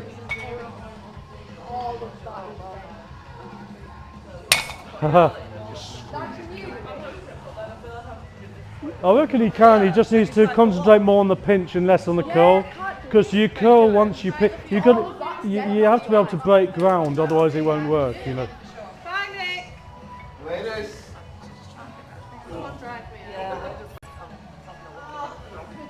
Oh. I don't think I can do it on my left hand at all. So it's like there's a bit. Surprised that you can move it at all. No, I can't do it on my left hand. I tried my left hand actually. I was tempted to like file it, make it rougher, but what's the point? It's like I think that half. Whoa. Nice. What is that one? I got that up. Yeah. Just a minute. It's the silver dollar lift dumbbell, silver dollar dumbbell. And the idea is I wanted to, because I was doing grip, but I wanted to improve my arm wrestling. So I thought, how can I improve my riser? Because I've got this terrible drop off. So if I could do this, I thought it will help that, you know, because it's on the fingertips. So so I designed this basically to help me with my defence, you know. Oh, sweaty as hell now. See, the trouble is I don't know if you noticed, but it's completely smooth. So I've always been tempted to like rust it, but I love the fact that it's smooth. No point though, because it's going against it then, isn't it? Yeah, well, I'd rather it was. There you go. Nice. I'd rather it was so. If you look at that, so it's helping my grip in that direction.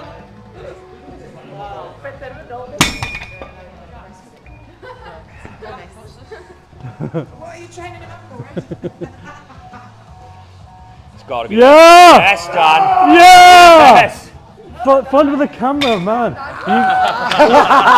You've always got your back face to the thing. Dan's career. Don't matter, I've done it now. Oh man, You're I'm one pleased. of only like 3 people that I've seen do that. Yeah. Congratulations, that's awesome. Shoulder, not my hand. Him, one other guy, and you. Yeah. That's all I've seen. And That's the other awesome. guy was how big, Jerome?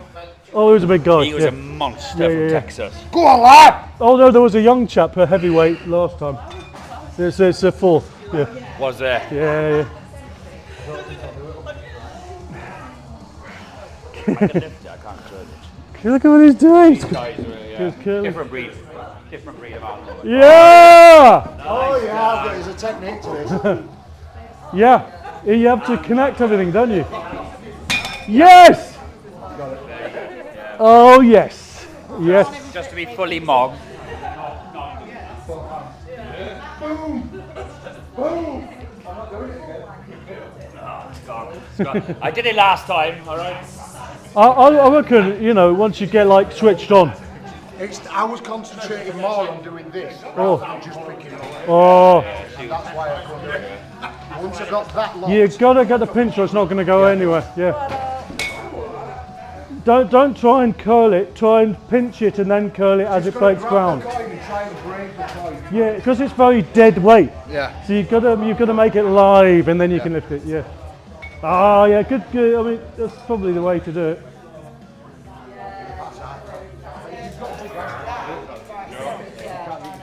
Well, the Mate, I can't do it. I've got big hands. yeah, It's probably not an excuse. It's like you say. not really because Juha It's like you saying probably. you can't do the vlog. Yeah, Juha's got hands your size, but he was the halfpenny champion forever.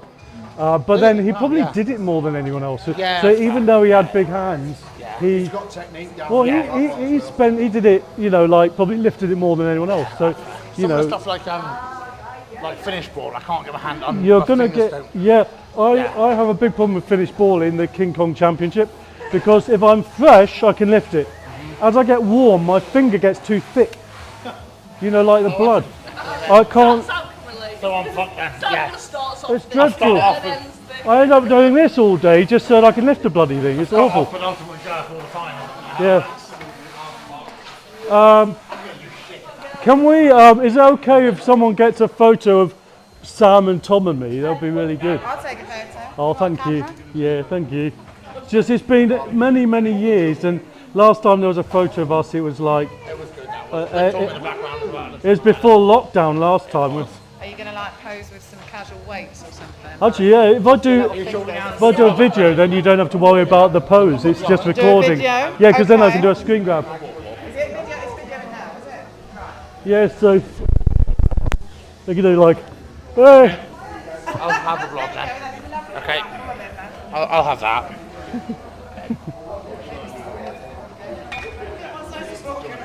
Right. Okay. 3, 2, 1, go. I had to lift it up. And then it's still recording. I've stopped it now. Oh, Do you want me to because start then we it could just do a again? normal pose. Oh, cheers, Okay. thank you. Just look. Another video, is it? You don't No, want oh yeah, it's alright if it's recording. Just nice. It's nice to have all of us. Just one of these again. Our lives have changed since last time we were in videos. What, I've got fatter. He's been right. no, but he's become a businessman. We both are now.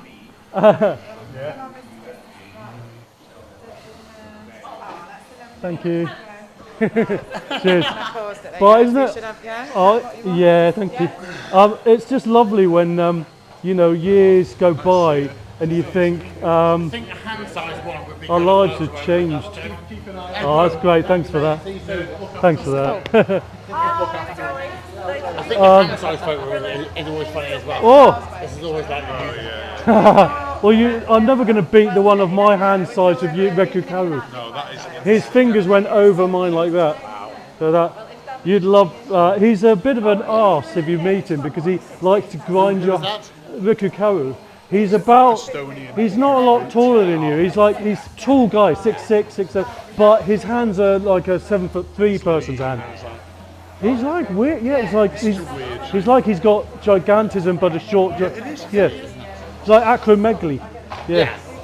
Or it just takes a lot of growth. I don't know. So we're going to prepare a ham? What do you mean? Sounds just like. Yeah. Wow. We're about the same size ham. And what's the height difference? Do you know what? 5'8", 5'9"? Yeah, how tall are you from? 6'6". And what's the ham same size as? When you get little TV meat. Oh, not too bad. big hands for a little bit, you know. They're not very long, they're wide, you know.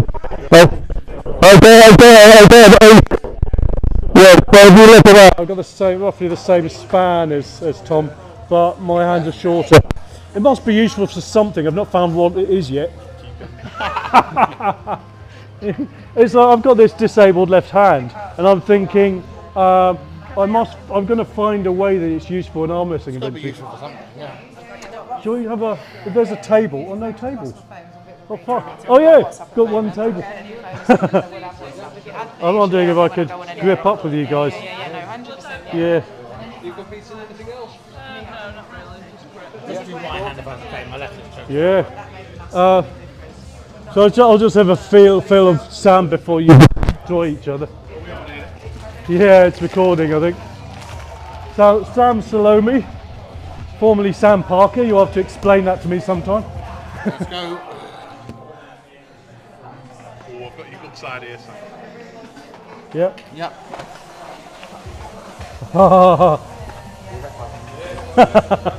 Try hooking, man.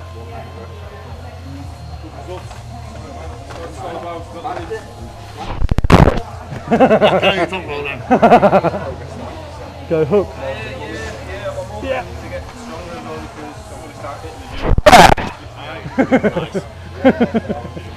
I knew I was going to be able to talk about you, but not anything else. Yeah, but I can teach you how to beat me. By top rolling?